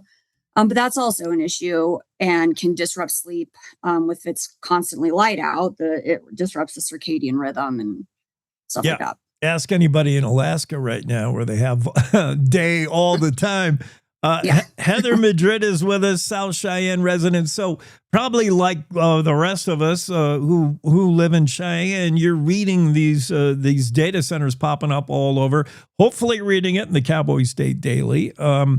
And then when did you go from this is concerning to I really want to let somebody I want to make my voice heard? Did you go to any council meetings? Did you talk to Larry Wolf, Mark Moody, Mayor Patrick Collins? What was your involvement? And then finally the petition. How did we get to where all of a sudden now Heather Madrid is leading the charge? So actually, this kind of got on my radar, not with this most recent man camp that's probably going to happen, but with the man camp that was proposed about a year ago, that would have been right across the street from my neighborhood. Yeah. Thankfully, that did not get approved. But that's kind of when all of this started, like, why do we need a man camp? What's going on? And those kinds of, so I started, asking those kinds of questions. And then when I saw this huge man camp proposed again, which is right by my house, but on the opposite side, I started looking into why do we need this and what are the scale of these projects and why can't we rely on our local labor workforce to fill these positions, and kind of started to really understand the magnitude of these projects and the amount of the projects and the lack of transparency around the projects. And so at that time, I kind of decided to start a petition, not to stop growth or development or even necessarily data centers. But I do feel like the city and the county have had plenty of time to plan for this kind of growth and to, do some better studying of the cumulative impacts rather than just looking at one particular data center's impact on the community. They haven't done that. And at this point, I feel like the flood of projects and the rush is they don't even have the time to devote to doing proper studies and putting proper protections in place because they're so focused on this massive influx of proposals and all the regulations and things that go along with it. Yeah, I mean, there's a fear that maybe these things get fast-tracked. They get done behind the scenes. We don't know about it. There's not enough transparency there. And when you circulate a petition asking for a moratorium, there's a fear that all of a sudden you're labeled anti-data center. Maybe not. Yeah. You just want to say, hey, man, let's look at what these things. What are the benefits? What are the downsides? do we really need like a 5,600 person man camp? Like, yeah, the man camp issue is another one. I mean, these numbers are startling when you look at them. 70 proposed data centers and a man camp of well over 5,000 people. That will be an impact to Cheyenne. You will notice that in the grocery store. That's for sure. Yeah. Yeah. So, I mean, how do you do a petition? How did you do this? Is it online? How many signatures? What's been going on so far? So I just kind of, the original draft of the petition did kind of focus on water and grid and things like that. But then as I started doing more research, I started recognizing that that's probably not the right way to go, because to be fair, closed loop systems do use less water than evaporative cooling systems. However, it isn't no water. It's still an impact. And there's other concerns that come along with the closed loop systems. But, and the build your own or bring your own power. Okay. So you're not tapping into the grid for now, but you're polluting our air, and these are putting off enormous amounts of emissions. And so there's risks with that. But I decided to kind of pivot away from that and focus more on the unprecedented scale and speed of these projects. The lack of transparency is a big one, and just concerns for our local labor market and our local economy, not only right now, but 10, 20, 30 years from now when this boom busts, and what's going to be left for the people who can't pick up and leave, like the people who are developing and operating these data centers. We're kind of stuck here with whatever we're left with. Yeah, I mean, I go back and forth on my position on data centers, and maybe you do too. Early on, we hear we got to win this race of AI. We can't let China dominate the AI world, and where better if Wyoming gets to be the place where these data centers are, because we have so many benefits for data center companies. We're a cool climate, and we got a lot of open space and not that many people. I mean, it all sounded great, but then it was full speed ahead, man. Like it was going too fast. And I had too many questions. And I think you're right, somebody needs to look at the overarching, what does this look like for all of Wyoming, not just Cheyenne? Is Cheyenne approves data center X, Y, Z, and then Evanston's approved? What is it going to look like 10 years from now when Wyoming has 70 data centers all over the place? And yeah, maybe that boom bust. I don't know. Yeah, there's questions. So do you think, what is the city council doing so far? I think the appetite for a moratorium, Mayor Patrick Collins says that's a little drastic. I don't know if he wants to go there. Are the votes there? What is the council doing lately? Well, I don't know for sure. I know, Mark Moody introduced the ordinance for a moratorium. So I think it's fair to say we know where he stands on it. Yeah. And it's hard to get a read on a handful of them, but then there's others who have just come out and said, like what Mayor Patrick Collins said, which is that this is not our way. So I don't know. I don't have a ton of faith in the city council passing this ordinance, unfortunately. But I do think it's important for the citizens to show up to this meeting and, speak up. And doesn't have to be fancy, and it probably, it shouldn't be angry. Cool, calm, collected is definitely the way to go. And the more people who are willing to speak up, the better, because the people currently who are speaking up at these meetings are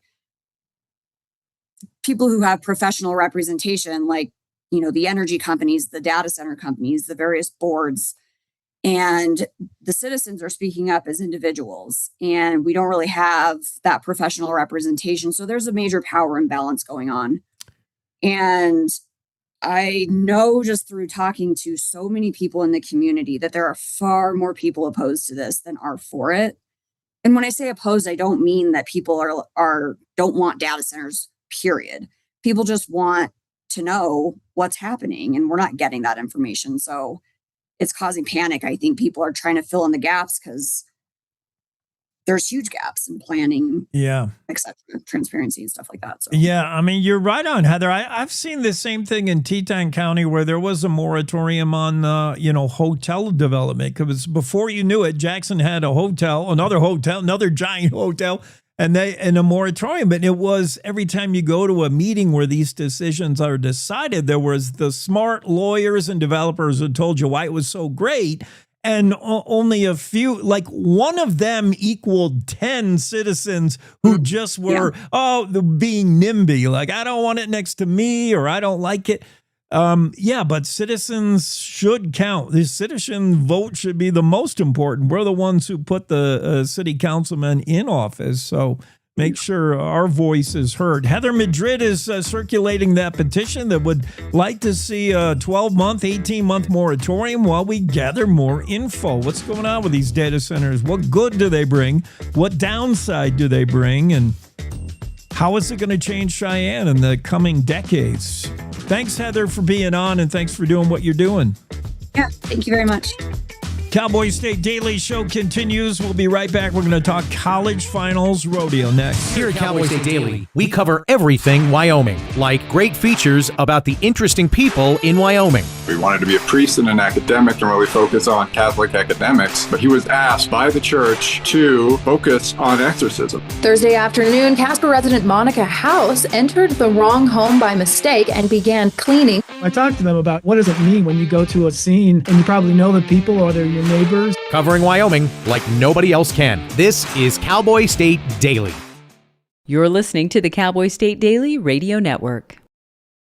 Wyoming is a place of unlimited potential, a place that inspires us to dream. Since 2014, Wyo Lotto has given back over $180 million to our great state through transfers, winnings, commissions, and more. Dollars that have gone directly into your cities, towns, and counties. Dollars that have changed lives and set dreams in motion. Thank you, Wyoming, for a legendary 10 years. We can't wait to dream up what's next.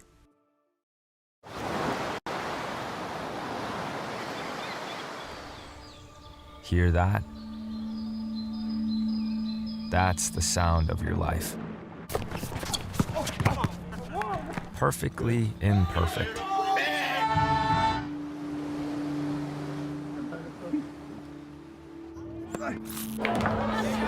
Beating in rhythm to the world you've created.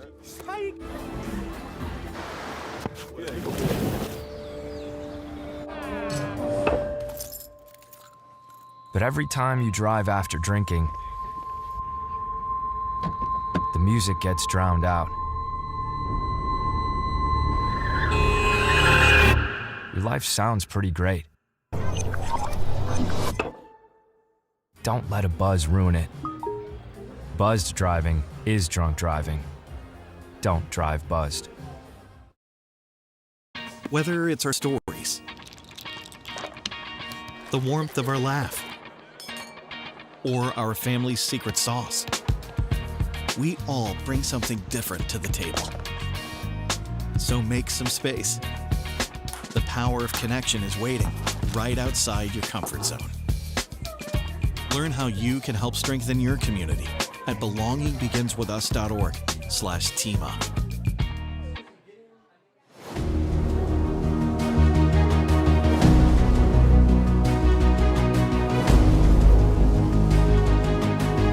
All right, Cowboy State Daily Show on a finally Friday leading into a 3-day Memorial Day weekend. Our final hour and our final guest, Jim Dewey, is here. Jim, I'm going to head out to Buffalo right now. You take over the show and just wrap it up in 20 minutes, if you will. I won't take that long. Oh, man. College National Finals Rodeo has been going on in Casper for, I don't know, more than 2 decades, 25 years or so. It's been a mainstay. Ford Wyoming Center. All the best collegiate athletes in the rodeo world will gather. It'll be here before you know it. Next month, June 14th through 20th. Is that right? Yeah, I leave here in about 10 days. So yeah, you got to get on it. Where are you right now, by the way? Prescott, Arizona. Oh, okay. Nice. Yeah, they might do a little rodeo down there. There's a small one. Yeah. I want to talk about this event for anybody who has not seen it. The scale of the college national final rodeo in Casper. We just heard not long ago in the news that the high school national finals rodeo in Gillette will be leaving Gillette because what organizers are looking for, I think, in that case is, a good indoor facility. Wyoming weather is so unpredictable. You got to do it indoors. And at the Camplex, they have some maintenance issues. Casper, that Ford Center, that's a beautiful facility. Casper's centrally located in Wyoming. And is this great? We're going to have this the home for the college national finals rodeo forever. I think it's a perfect place. Well, we hope so. That's our contract is actually up in 2027, and we are actively pursuing renegotiations. So we're working towards that. But yeah, the location is ideal at center of the country. You kind of hit all the points there that I was going to talk about, but oh darn. Yeah, it's funny. You say the weather in Casper. I've been going to Casper. Well, I was a contestant in '99, the first year it was there, and 2000, and then assistant coach for a year, and then I didn't go in 2002. Holy cow! But from 2003 until now, of course, COVID. But yeah, I've been in a tornado there. I've been in a windstorm there. I've been in a snowstorm there. Rain, obviously, and yeah, and of course 100-degree weather, heat. So yeah, kind of get a little mix. But the good thing about it is you kind of wait 5 minutes and it'll be different. But the wind. Yeah, the wind. And now I wanted to say something about that because I've seen a high school rodeo where, we're not talking about just the fans that don't want to sit through, bad weather. We can rodeo in some nasty weather, and it won't matter much to maybe a rough stock rider. But in roping events in the wind, I have seen that alter. Kids that I know can throw a loop, man.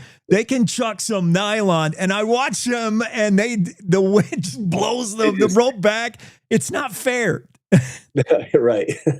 Which is great why we're inside. So it makes it even for everybody. It's let these college athletes do what they do. I guess the big question coming up this year, and it's been a question over the last few years, is any team going to be able to beat Treasure Valley Community College? What the heck? They rodeo, man, both on the men's and women's side. They're pretty good. Yeah, they're doing good. I kind of stay out of it. I obviously I need to be impartial. And so, but that's the cool thing about college rodeo is, you never know who's going to come out on top, on the team side. It comes down to the last ride and last run, and we'll see how it shakes out. And tell us, Jim Dewey is with us. Tell us, Jim, how college rodeo, how this event and college rodeo fits into your career progression. If rodeo is your jam, if that's what you're going to do, you go from high school rodeo and you get into college, you go to a school that, maybe they have a great rodeo team. Even while you're in college, I think you can have your PRCA card and be making money at that level. But this is the step towards, you're going from a high school standout, like you are it for a bull rider or whatever your event is. You go to college and you got to prove it at the next level, and you're on your way to maybe being a professional. This is a huge stepping stone, college rodeo. Yeah, it really is. It's a great way to transition from high school to pros. But the cool thing is that, when, you're not going to be able to rodeo forever. Right. And you having that education background and that, even in trades, having those certificates and those associates and, bachelor's, master's, all the things. So you can go out, and continue your life, if rodeo doesn't work out for you. But, and like in my case, I got a great job, but I continued rodeoing. You know, it was more of a kind of a weekend warrior type deal, which is designed, the circuit system and the PRCA is designed for those type folks. And so yeah, I mean, it's really good, you know, good place to, you know, capitalize on. One, you can get your school paid for and still do what you love to do. So college rodeo, Jim, it's, you know, it's similar to making the move in any sport, football, basketball, whatever it is, high school to college to maybe pro for a select few, for the best of the best. What is the jump, would you say, like ballpark it from high school, including, you know, rough ride, the stock you're on, whether it's saddle bronc or bull riding, you're doing that at the high school level. Now, when you get to college, I imagine those stock contractors are bringing you something a little ranker, man. That's a step up. If you're in a timed event, now suddenly you're competing against people who are as fast as you or faster. It's a jump up when you get to college. Yeah, definitely. You like to see, you know, the progression of difficulty on your stock. Let's say rough stock. Yeah. We obviously don't want to outmatch a high school student with, you know, an NFR horse, you know, because it'll just dishearten them, and you know, they won't be able to get it where it snap. You know, there's a click, right? You know, it clicks in their head that, you know, the timing and all the, you know, all that stuff. So we got to give them that opportunity to learn, to get through all that. And then, like you said, college, you know, step it up a little bit. But, you know, on the flip side, college, there we do have some of the great PRCA horses at the CNFR. So you'll see some of those NFR horses at the CNFR. Yeah, that's what I think is the most incredible thing is the stock contractors who try to match the pen to the contestants. In high school, you're right. You don't want to, you know, demoralize anybody and have this kid hitting the dirt in 2 seconds every ride. It's got to be like something competitive. But by the time you're getting up to college national finals rodeo, that stock contractor is bringing stuff that, you know, if you stick it, you're in the 80s, and it is more challenging. Everything's more challenging about this event. How many? Yeah, it's our duty. You know, it's our duty as, you know, the producers and you know, I guess the older generation. It's our duty to, if we want rodeo to continue, we've got to be able to, you know, take these kids from beginner to pro and all the in-betweens, and not, like you said, dishearten them and calculate them at their very first get out. So, yeah.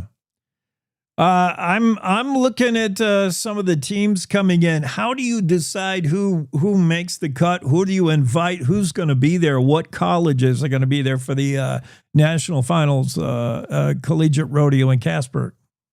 Well, so, you know, every region, when we have 12 regions now, we had 11 up until last year. We split the Texas region in two, and so that gave us our 12th region. This year we have, well, I think it's like 420 some odd student athletes coming. Wow. And, you know, of course, it's from each of the 12 regions, the top 3 individuals in each event qualify, and then the top 2 teams, and then the top 2 all-arounds. And so those are the qualification parameters. It gets dive a lot more deeper into it, but for all intents and purposes, that's who it is. And now you're competing both like for yourself. I mean, you want to be the best bull rider there. You want to win the all around, although I don't know who's going to beat Sloan McFarland in the all around. Like, let's just give her the buckle now. For the women's all around, but you also compete as a team, right? Correct. Yeah. So like if the team has a, you know, no matter how many kids you take, you select your team, the coach does, and for the school, and every point that those kids make individually will go towards the team standings. And, you know, like I said, everybody starts at 0. There's nothing coming in from the regular season. There's no points coming in from the regular season. And so, you know, it's a clean slate. Yeah. So University of Wyoming, our Cowboys, Cowgirls, they're coming in 5th ranked in the women's. And for the men's, a little further down. So I want to bet on my hometown heroes. I want some action. You got to handicap this for me, Jim. You're not going to play favorites? Is UW? That is one of the cool things about Casper is that, you know, the local Wyoming, they show up and they cheer. It doesn't matter if they're Casper College, UW, you know, they're cheering for them. Yeah. So what do you do? What is your involvement there? I forget, Jim Dewey. Well, so I'm the commissioner. Yeah. Of the college or NIRA, the sanctioning body of all college rodeo. So. Okay. College National Finals Rodeo going on in Casper, June 14th through the 20th at the beautiful Ford Wyoming Center. You got to get there. It's all about rodeo. Casper next month, mid-month. Where this state is all about rodeo. All right, I'm seriously Tarleton State. I know they can ride bulls. What should I you're not going to give me any. Well, so that's actually where I went to school. Yeah, do they do bulls there or what? Well, and it's actually everything. It's kind of a pretty well-rounded team. You know, like I said, I don't keep up with who's going in hot and, you know, who's coming out. But I know they have some pretty salty bronc riders.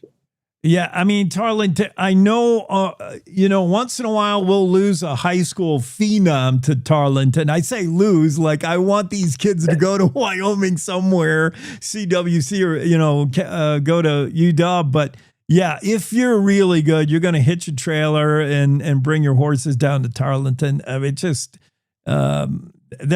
legendary college rodeo there for sure. For sure. Well, I'm excited. However it plays out, we won't know. That's why we got to go. That's why we got to have the College National Finals Rodeo in Casper. Jim, thanks for coming on. You bet. Should be a fantastic event next week. How do we, I'm on a website now, but I don't know if that's where I can get tickets. I'm looking at collegerodeo.com. How do I go and be a part of this? I go to CNFR.com. I believe there's a landing page there for tickets. And of course, you know, believe the Ford Wyoming Center has a landing page for it. Of course, you could walk up too. You know, walk up Saturday, you might get your tickets early. Yeah. Those are usually a little harder to get, but yeah, head to those sites and you'll get them. See the best of the best in Casper next month. CNFR.com is where I'm looking. You can see the daily results and get your tickets there and see the schedule. And best of luck to all the college contestants. I love it, man. College, we got to keep rodeo alive in this state and in this country for sure. Thanks, Jim. Thank you. Have a great weekend. Cowboy State Daily Show with Jake. Moving along on a finally Friday. Other stories I wanted to get to before we dismiss class, before the bell rings. Stories in the Cowboy State Daily. Mark Hines has a story about Wyoming firearms companies say YouTube unfairly targets gun-related content. I have seen this firsthand. They definitely do. All the socials, for that matter, Facebook. Anything to do with firearms, there's this notion that guns are bad. Guns kill people, and YouTube definitely on social media is so anti-firearms that it makes it impossible to do business, to do anything. And some Wyoming firearms companies say YouTube banning them without giving real solid reasons why. And in one case, this firearms manufacturer said that they're just going to cut the YouTube channel, not do it anymore. Saying, we hate to lose the audience, but we won't miss the BS, said one video creator about dealing with YouTube. They get, the videos get banned, people get kicked off of YouTube. Greg Buchel, founder, president of Bighorn Armory in Cody, told Cowboy State Daily that after about a year of back and forth wrangling with YouTube and the platform's rules, the company's channel was finally shut down. While it's a downer and a bummer, they say they won't miss the problems that YouTube has been. And they're not the only ones. Weatherby, also Luke Thorkins, that's a tough last name. Luke T., Chief Operating Officer with Weatherby as well, said his company has received so-called strikes from YouTube, meaning that's one strike, 3 strikes, and you're out kind of thing.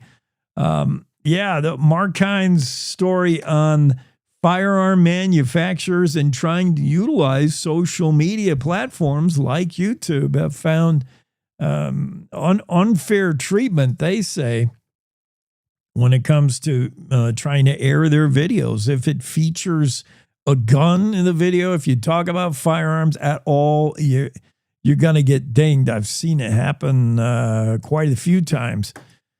Colby Fedor has yet another great Florida headline. Police say drunk Lusk man rams stolen skid steer into local motel.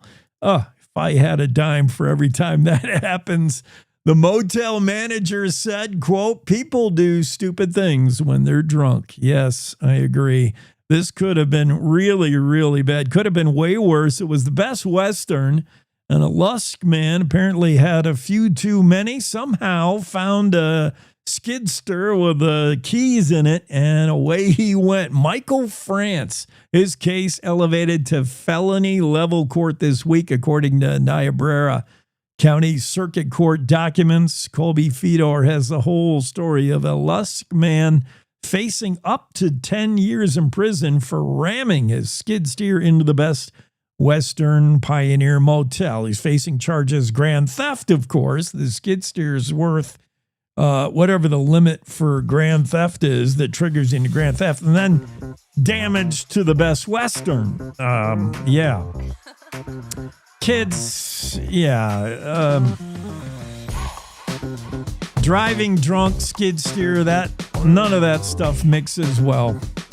That's going to do it for us on a finally Friday, headed into Memorial Day weekend. We will see you Monday. We'll be on the air with a show, and Jeff will see you tomorrow on the Cowboy State Daily Show with Jeff, Saturday version. Meanwhile, y'all have a great and safe Memorial Day weekend.